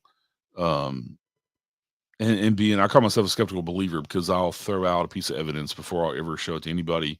Like I said, if I can explain it in any way, shape, or form as being just something normal. But I've also experienced many, many things, seen many things. Like I said, in the house, we experience stuff all the time. Actually saw up on the landing that goes into the parlor inside the house. Briefly, I saw who I think was Eliza Knight standing up there looking down on me one day when I was locking up. And right before I went to tell them all the spirits bye, she kind of showed herself in the corner of my eye, and kind of a frumpy lady with their hair in a bun. And I'm pretty sure it was Eliza. And I've had a few dreams with her, lucid dreams, that she's come to me in my dream too about the house. So apparently they're happy so far with what we're doing. A lot of people believe that when you start renovating a place like that, you kind of stir up the activity. I think the activity's always been there. We've heard from one of the neighbors. So the previous owners, they moved to California in 2022 and kind of let the house sit. They did keep the utilities and stuff on, so the house didn't fall into disrepair. But they left a lot of things undone for about a year and a half before we bought the house, almost 2 years. And so, but I think part of it was the paranormal is what made them move. Also, the dude he said that he got his dream job at Disney, which they did move to Anaheim, California, for him to be an engineer at Disney. But we asked him at the closing about the paranormal if he ever had any experiences. And he got this look on his face that I seen on other people's faces, and he kind of looked down, like he didn't want to admit his own experiences, but he said his wife had many experiences in the house. So we moved in, we got to talking to the neighbor the neighbors have lived there for about, 25 years. And he said that the wife would tell him stories about things that happened to her in the house all the time. But it also seemed like the guy's wife she was home. I think she might have worked from home. So she was home a lot more than her husband was. Because he left the house to go to work. And so, but it seemed like she experienced a lot of things that her husband didn't want to hear about or anything like that.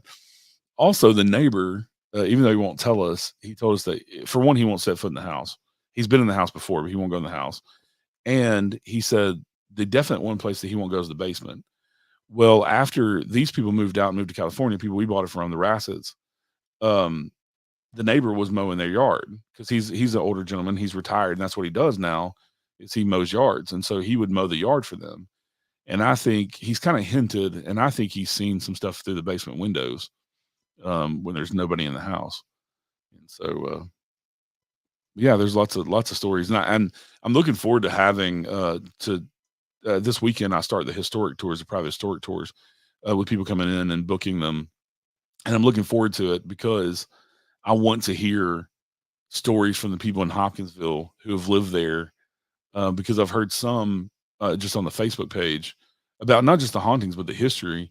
So I want to hear more stories to put into the both categories of people who have visited there. I've had people send me pictures of them inside the house at like Christmas time because their family was friends with the Rogers or whatever, and how they revere this house because it's been the one constant thing that hasn't really changed in Hopkinsville. Like I said, it's the oldest house in Hopkinsville and oldest structure in Christian County, Kentucky. So, um, and it's on a main thoroughfare in and out of town on 7th Street, on East 7th Street. So, um, it's a busy, busy road. And it actually used to be the Elkton Turnpike back in the 1800s. So they actually had a turnpike there. It was a toll road, but it went to Elkton and then went to Russellville and then went to Bowling Green.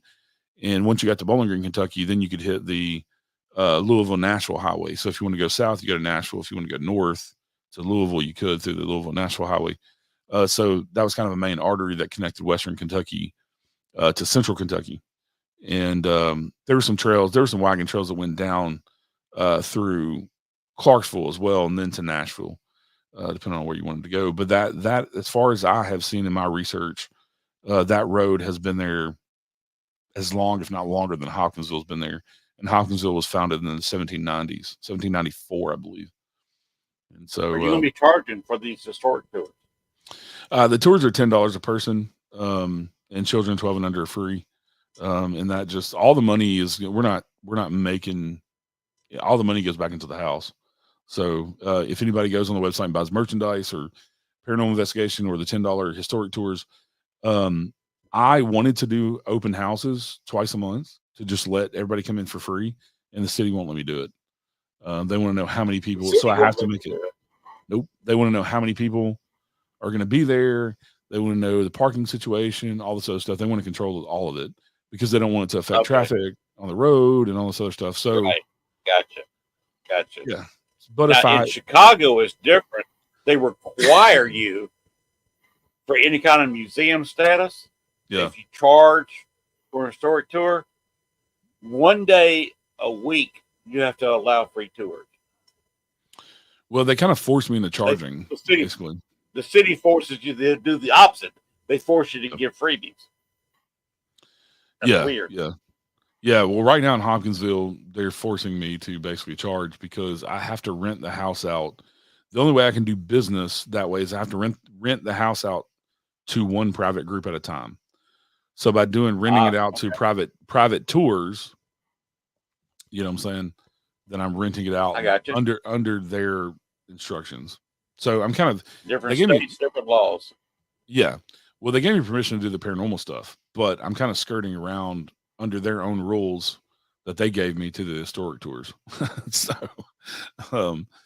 but like I said, we're not looking to make money off this house. It's about owning this historic piece of property and preserving it for future generations and for people to come and enjoy it, whether it's the paranormal or the history. Like I said, every cent goes back into the house. So, and that's why we have so many pictures up on the Facebook page, and I keep updating the actual website so people see the constant stuff that we've been doing. I mean, just in the 3 or 4 months that we've owned the house, all the stuff that we've done. So we'll continue that. It's not ever something we'll ever get rich off of, and have no intention of that at all. You know, unless we fix the house up and sell it, and we'll make a profit. But other than that, you know, it's not about making money. That's where you make your profits in real estate. Yeah. You don't really make a profit in real estate till you sell it. You're going to take a loss until you sell it. Yeah. And what we want to do is just with the paranormal investigations, with the historic tours, is for the house to pay for itself. So like all the utilities and stuff, because we don't live there. So it's not like, we're asking people to pay our utilities. But like the internet and all that stuff, that we're offering to the paranormal investigators to enjoy the house, or even the historic tours, to have internet, Wi-Fi, and to have heating and air and things like that, just for the house to pay for itself. That's all we want. And then to have a little extra money to, paint and fix up the rest of the house and keep adding things to the house and keep clearing off the property and things like that. So, yeah.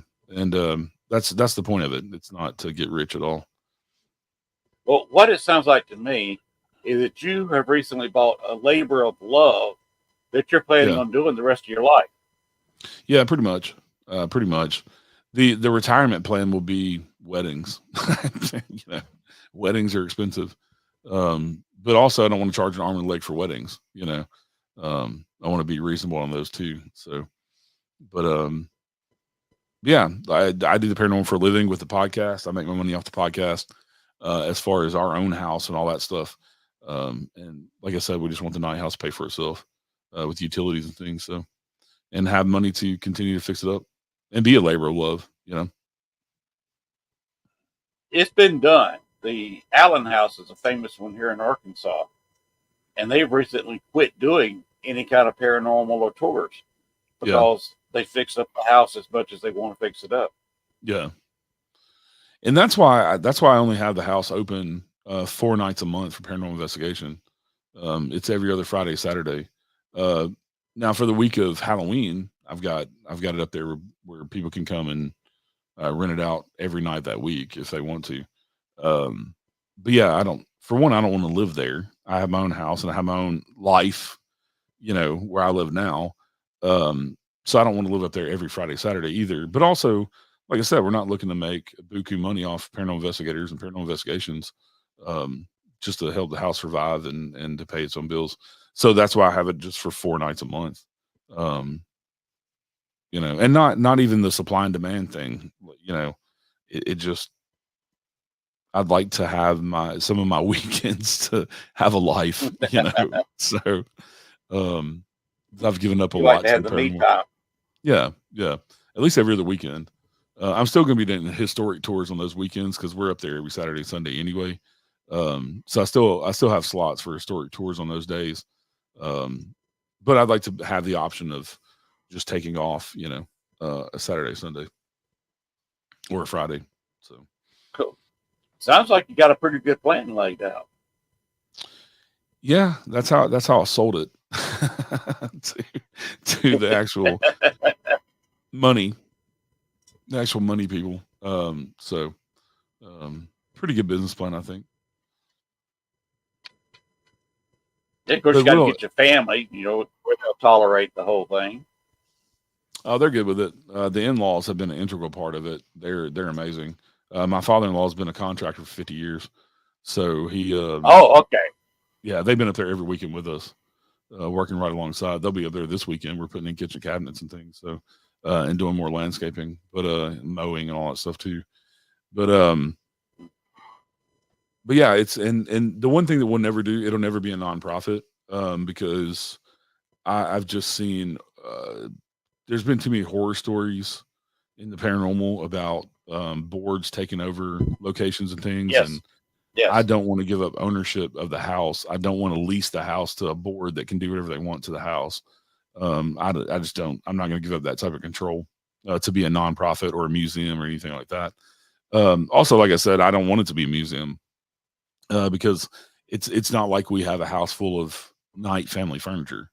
You know, if that might be a different story, if a lot of that stuff still existed, their portraits, things like that, that we could find, but you know, that stuff is scattered to the wind and who knows what happened to a lot of it.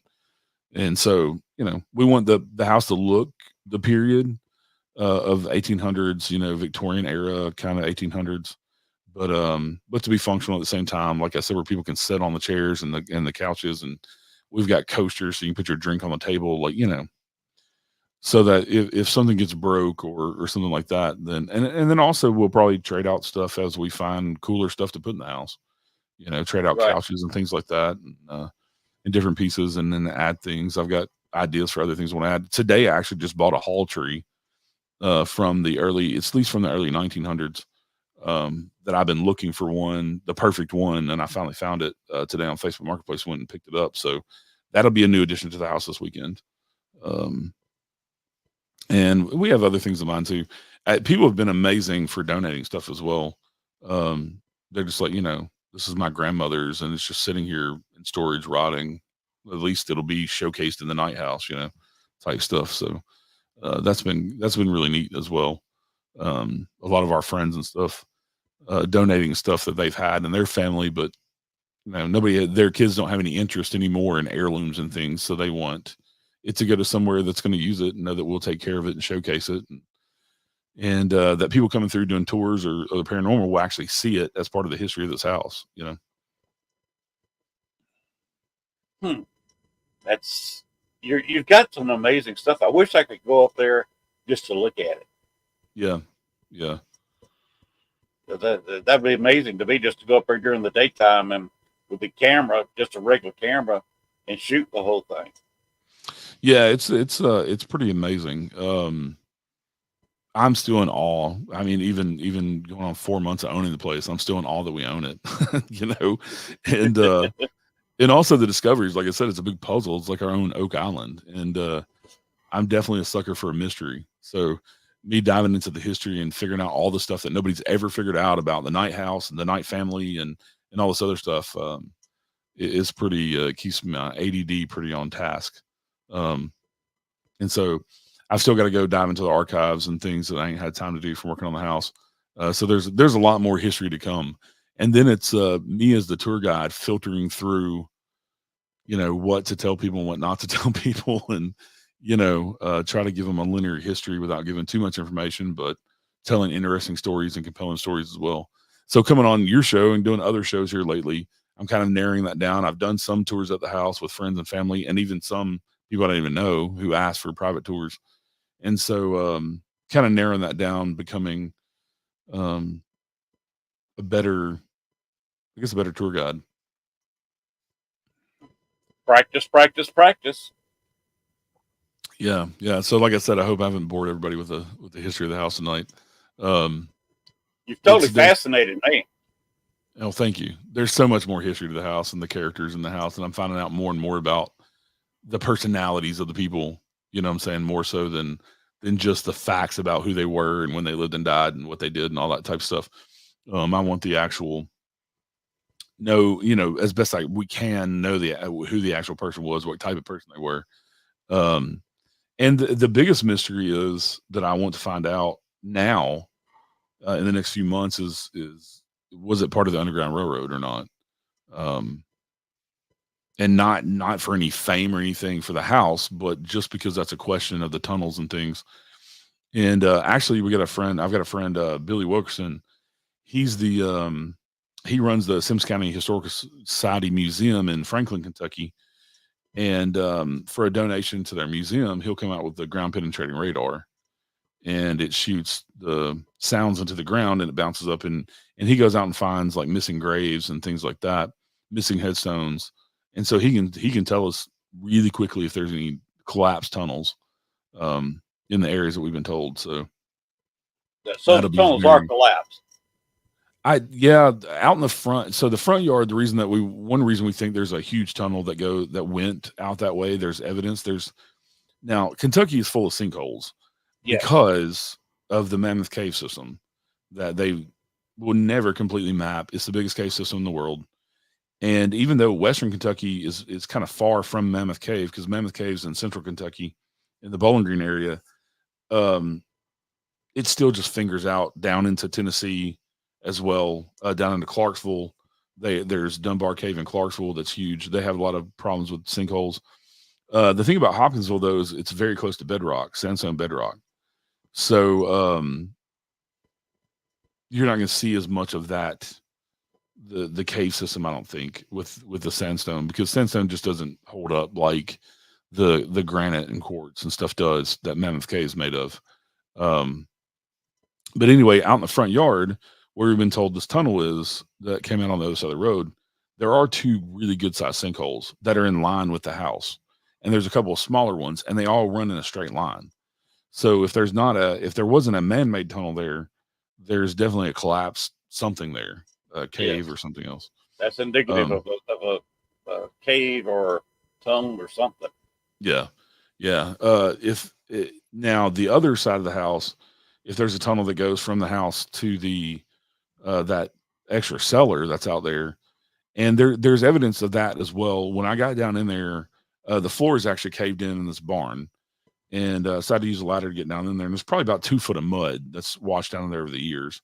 So you can't even stand up down there now. But they used to keep the Rogers family kept horses down there, 2 horses. If that tells you how tall it is and how big the place was. This outdoor cellar, the stacked stone. All the stone is stacked, and there's some huge blocks in there that probably weigh 400 or 500 pounds, but the face of them is only this big, and they're rectangle. Well, there's one stone in there in the corner that is perfectly square, and it's about probably, I don't know, 2.5 foot by 2.5 foot. That looks like it's covering up a hole, like it was meant to cover up a tunnel. So it's out of place. It's odd looking and out of place. Square stone with all this other flat and rectangular stacked stone. So and also I could get my fingertips behind it, like it's more of like a veneer, very thin, just to plaster over the tunnel. So we're gonna have that cleaned out where people can go down there too. And we're actually gonna take that collapsed floor out of there and actually put a little bridge that goes out that people can stand on and look down in there.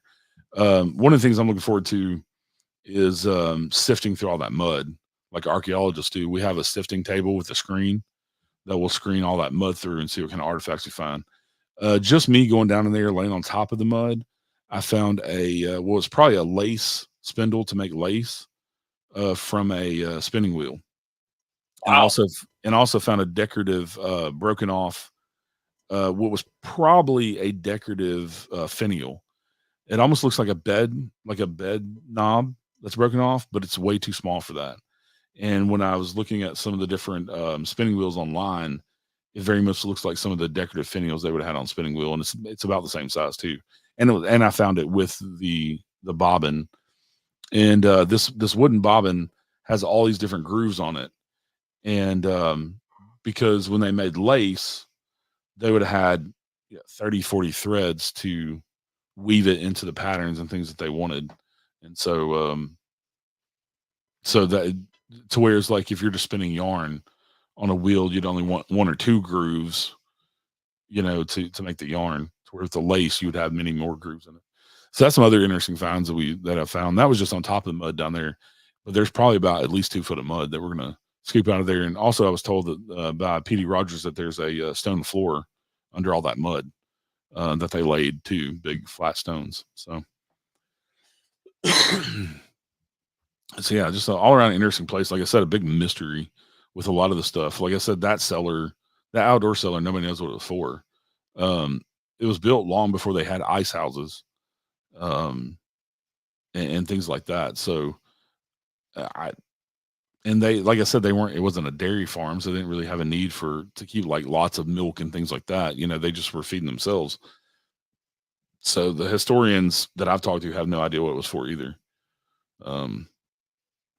So I guess maybe we'll never know, but we'll try to figure it out.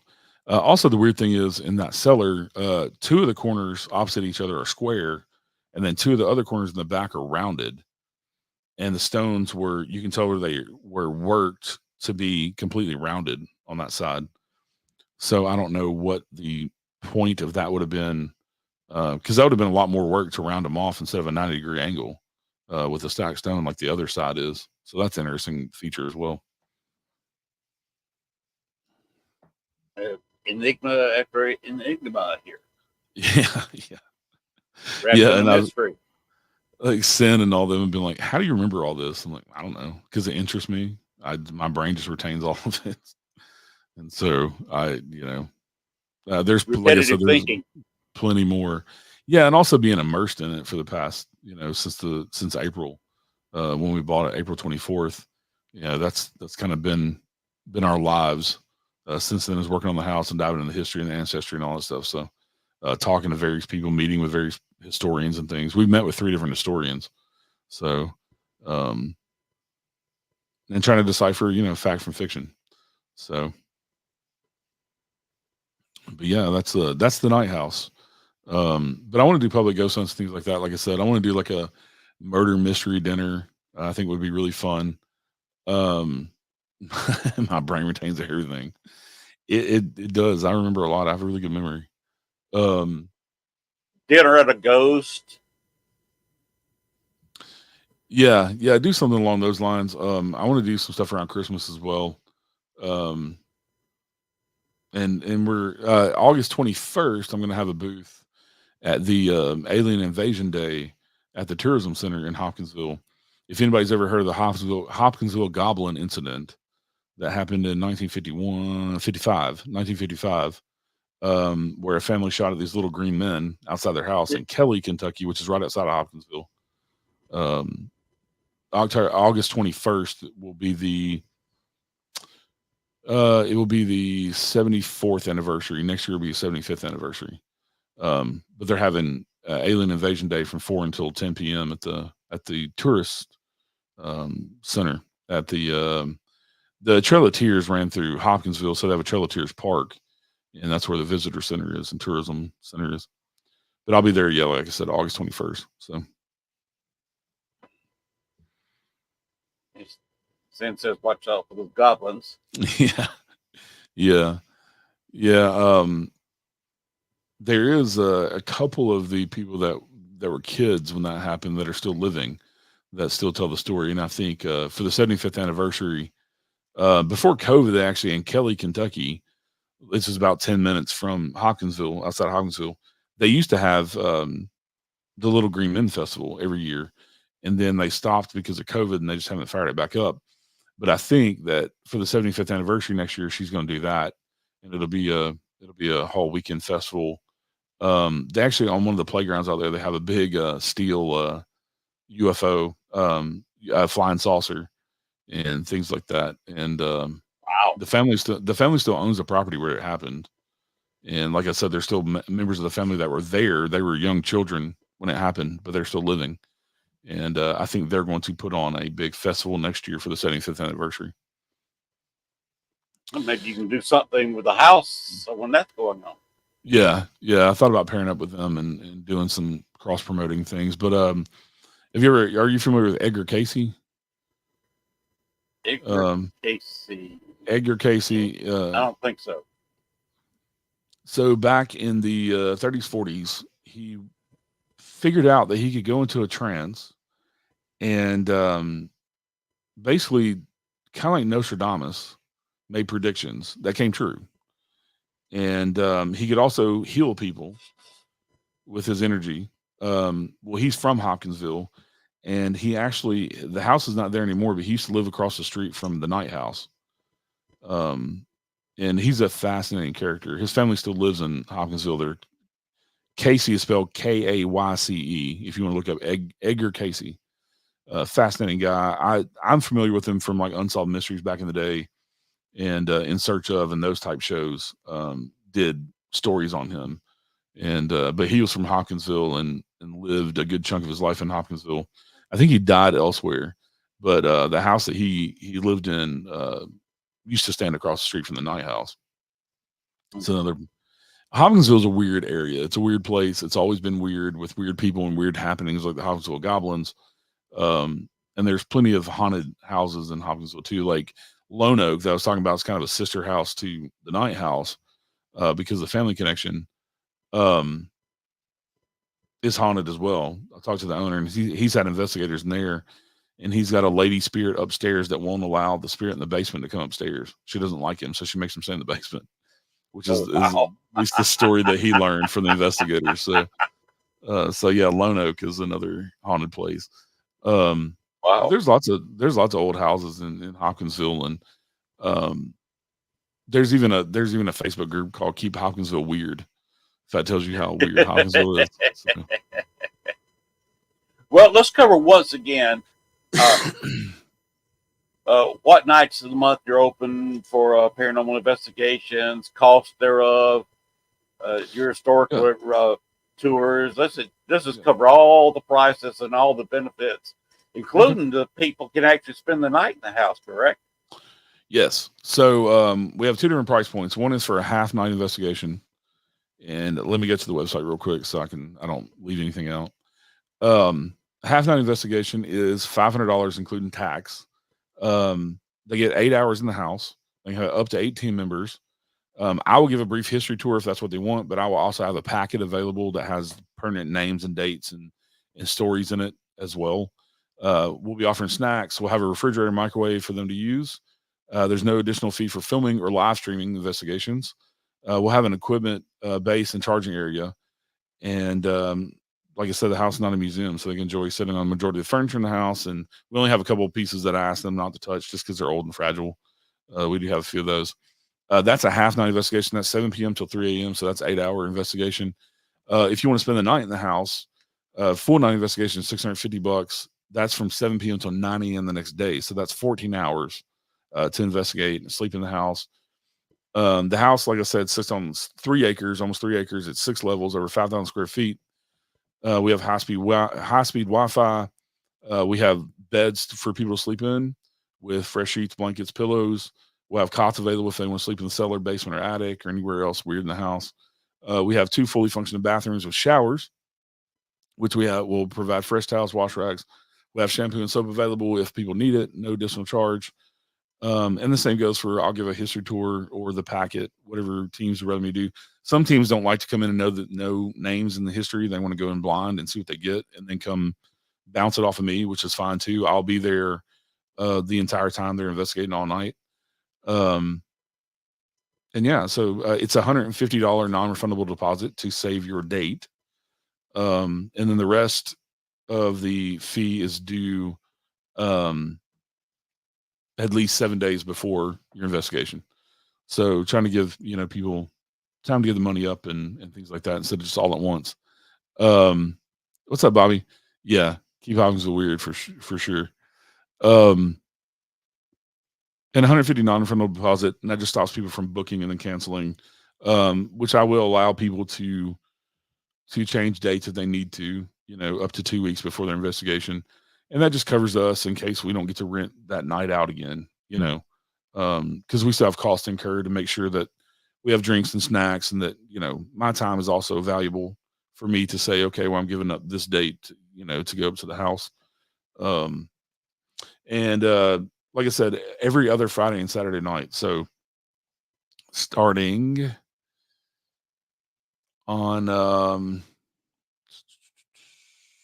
starting August 16th is still open.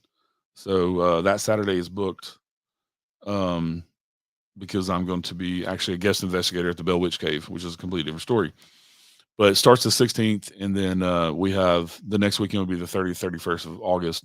And then we go into 2 weekends in September, which the Saturdays are already both booked for that.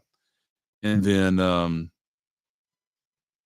October is starting to book up too. But I've got every night from Friday until Thursday, the night of Halloween. So the 25th through the 31st, you can rent the house on any of those nights. And I think I'm going to do a smaller investigation for the weeknights and probably charge $250 for maybe a 4 or 5 hour investigation on a weeknight if people want to come out during the week of Halloween and do kind of a mini investigation.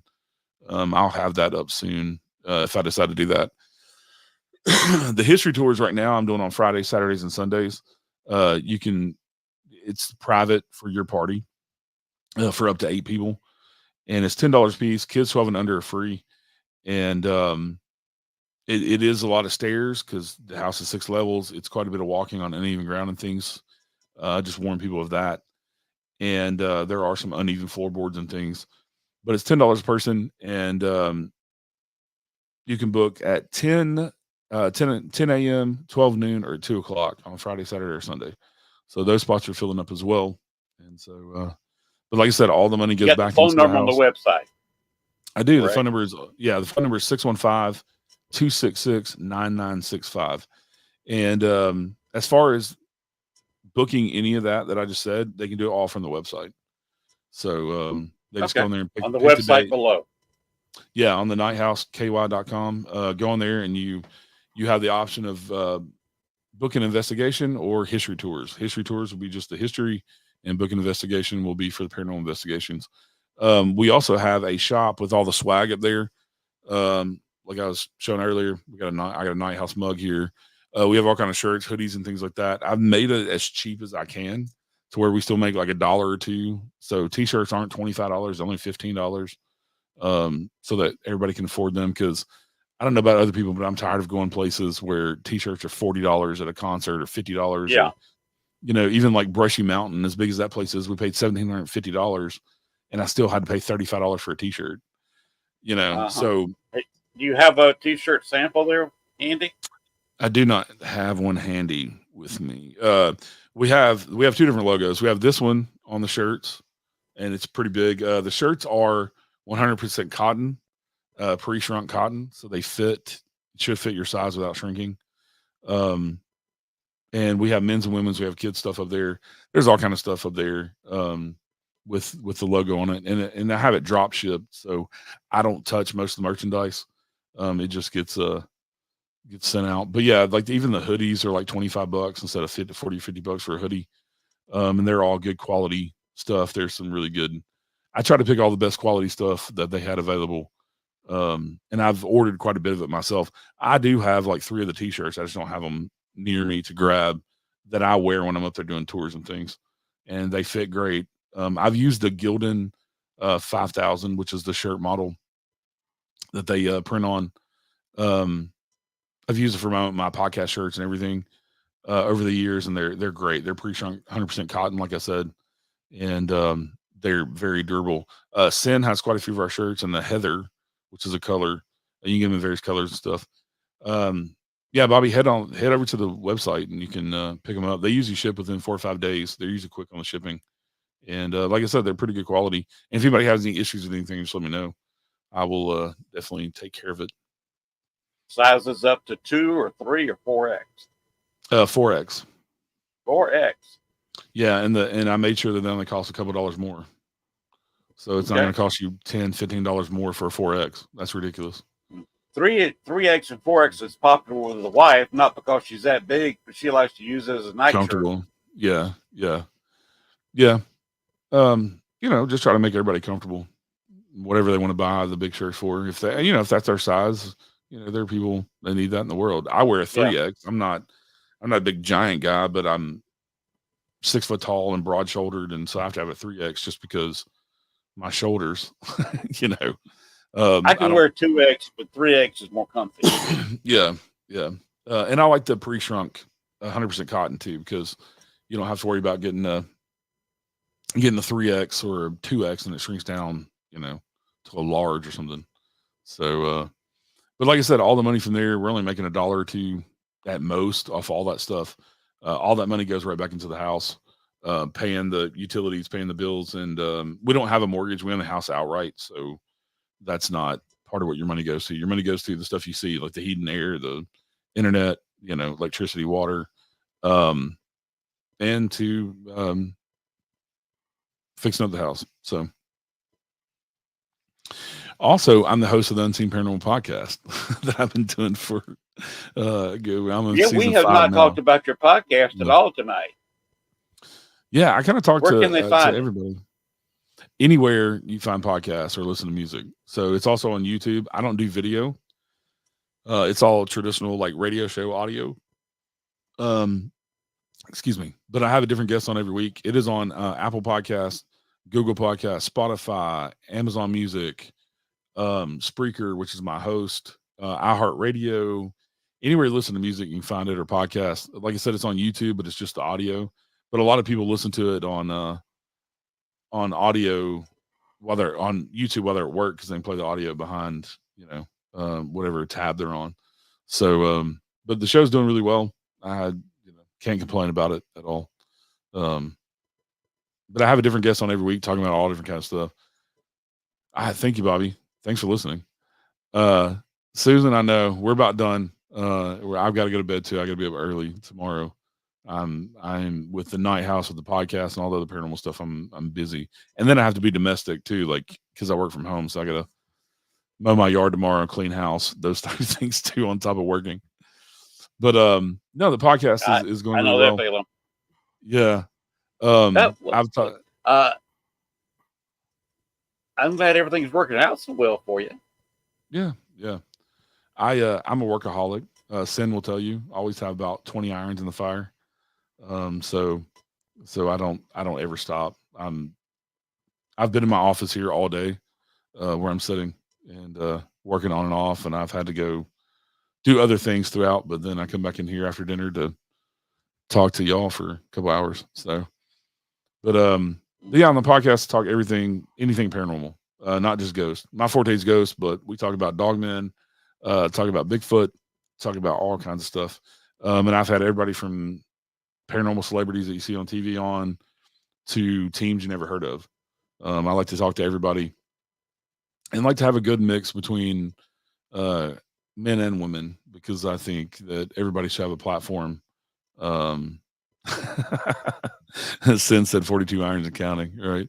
She always tells me I'm too busy. But that's the way I like my life, though, is busy. I've gotten to do some really cool things in my life because of that, because I'm a yes person. I say yes to all kinds of stuff because you never know what kind of venture you're gonna have. Exactly. Yeah. But that's a completely different conversation for a different show. Yes. But the podcast, I used to be in the JC, so I know what you're talking about. Yeah, and also my previous You're life. familiar with that organization?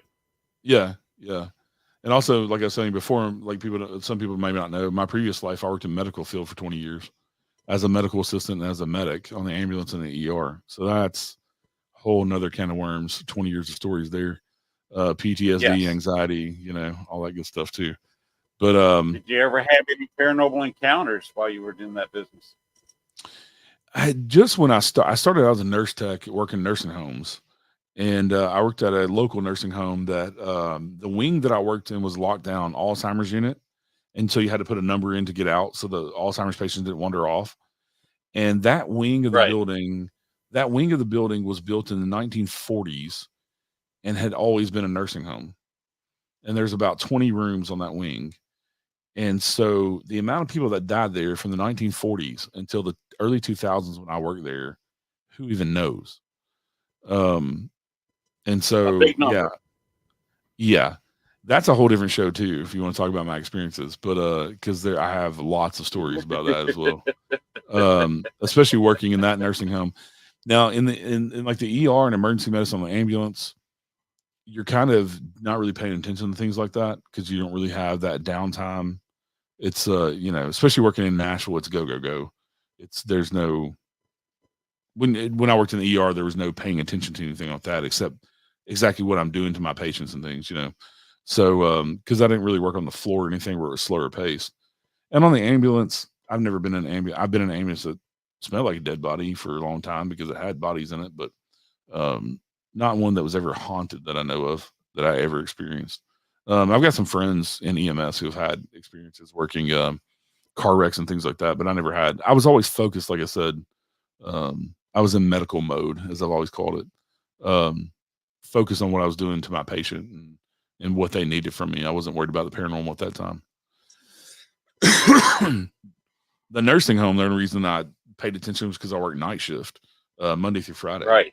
So 8 hours a night, everybody's in bed and we have a lot of downtime. And a lot of times I'd be on the floor by myself. The other two, my partner, my other tech, and the nurse would be on lunch. And so I'd have the floor for 45 minutes to an hour by myself. And so I experienced lots of things. But yeah, that was a crazy place to work. And for what I got a friend who's still a nurse there, and she says crazy things still happen on that, especially that wing of the building. So there's plenty of haunting stories from that particular nursing home. I worked at another one that had some stuff happen, but I more so worked the evening shift. So we were more concerned about feeding our patients and giving them baths and getting ready for bed and things like that. So I experienced some things there, and so did other people, but not as much as the overnight, graveyard shift experiences that I had.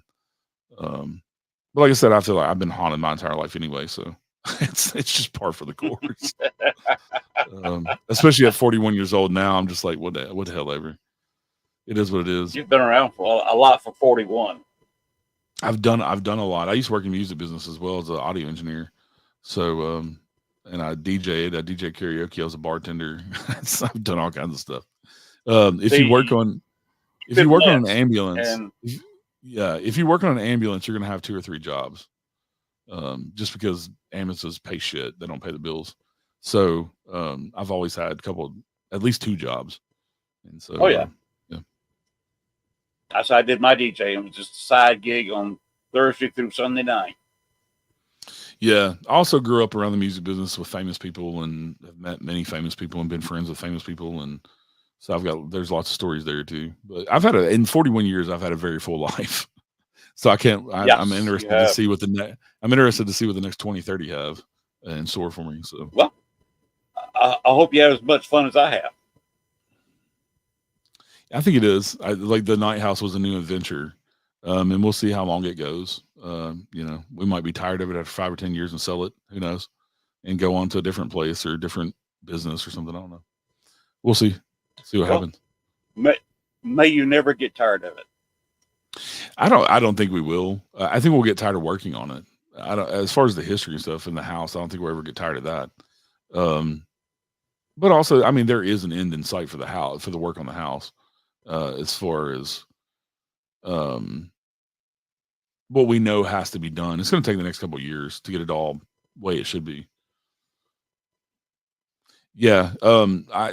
I know some nurses in Citizen, at least one, Lynn Monet, who I've had on my show a couple of times, she's a hospice nurse, and man, does she have some stories. She's been a hospice nurse for almost 20 years. And yeah, she's got some stories about people dying and things that she's seen. It's pretty crazy. She's very credible too. Thank you, Sin. Well, Lynn, I appreciate you having me on. I hate to cut it off here. I appreciate you being here. Well, I think we've gone long enough. Yeah. We've done over 2 hours, which is more than I could have expected. So you've hung out and you've hung in there. You've done a lot of talking. I could not. My voice is fading again, so I need to get out of here, and I need to go to bed so I can do. I got to do something tomorrow, so I need to go do about 8 or 10 in the bed. Yeah, me too. I got a lot of stuff to get done tomorrow. Thank you, everybody, for tuning in. All right, really appreciate it. Thanks for everybody who's in the chat room. It's been a lot of fun. Appreciate everybody on YouTube. Like, share, subscribe, and the ones on Facebook. Send me a friend request if we're not friends. And the ones in the future on Spotify, seeing this next year, next week, next month, 2 years from now, send me some lighter numbers. Right. And Eric, it's been a pleasure. We'll have to do this again. And be sure and get that video together. Yes, sir. We'll do. Thank you. And so, thank you so much for having me. And I need to have you on my show as well to tell all your stories. I want to hear all your stories. Let me get over this cold. Yeah. Let me take care of myself for a couple of weeks, get my strength back up, and then I can talk to you about some stuff. Yeah, no worries. I'd love to hear it. Like the time I was locked into in New Orleans in the French Quarter Wax Museum that's now closed. Yeah. For 2.5 hours by myself, lights out. We'll save that for the Unseen Paranormal. that was an interesting experience. I bet. Good night, Susan. Thank you for tuning in. Yeah, good night, Susan. Yeah, I've had people tell me they would not do that. Yeah. It would definitely be taxing. Yes. You have a great night, and guess what you need to get done tomorrow. Have a fabulous weekend. I wish you all the luck there is with the Night House. It sounds like you've really got your act together. You may not need luck. All you got to do is let it cruise and just keep on going what you're doing. Thank you, sir. It was very much a pleasure talking to you tonight. Y'all have a good night. Good night. Pleasure was all mine. All right. Good night, everybody. We're going to get out of here. I'm not going to spend a whole lot of time talking. My voice is completely gone, and I need to put myself to bed. Bones, get us out of, Bones, get us out of here. Good night, everybody. Play the outro, please. Thanks for watching our show. Be sure to tune in to next week as once again we journey way down south into Bayou Country for another heaping portion of Southern Fried Paranormal with Len Dorman and Bones. Make sure to like, share, and follow. Y'all come back now. You hear? Paranormal Rockdown 2024. This is a 2-night event, August 8th and 9th. The first night, rock the night away with free admission. The next night, investigate with Larry Eisler III, Nate, Kate, and Sierra of We Are Paranormal, Zach Elston, Nom Grata, Etched in Embers, Aaron G. Thompson, and Nick Simons of 28 Days Haunted. This is the event you don't want to miss. And the investigation will be tomorrow night. The music is tonight. So this show is over. Go over there and listen to the rock and roll music going on tonight. All right. Y'all take care and be back next weekend with another guest that will be with LA Spirits next week. Hopefully I'll have my voice. Maybe I'll have a little bit faster than that. Good night, everybody.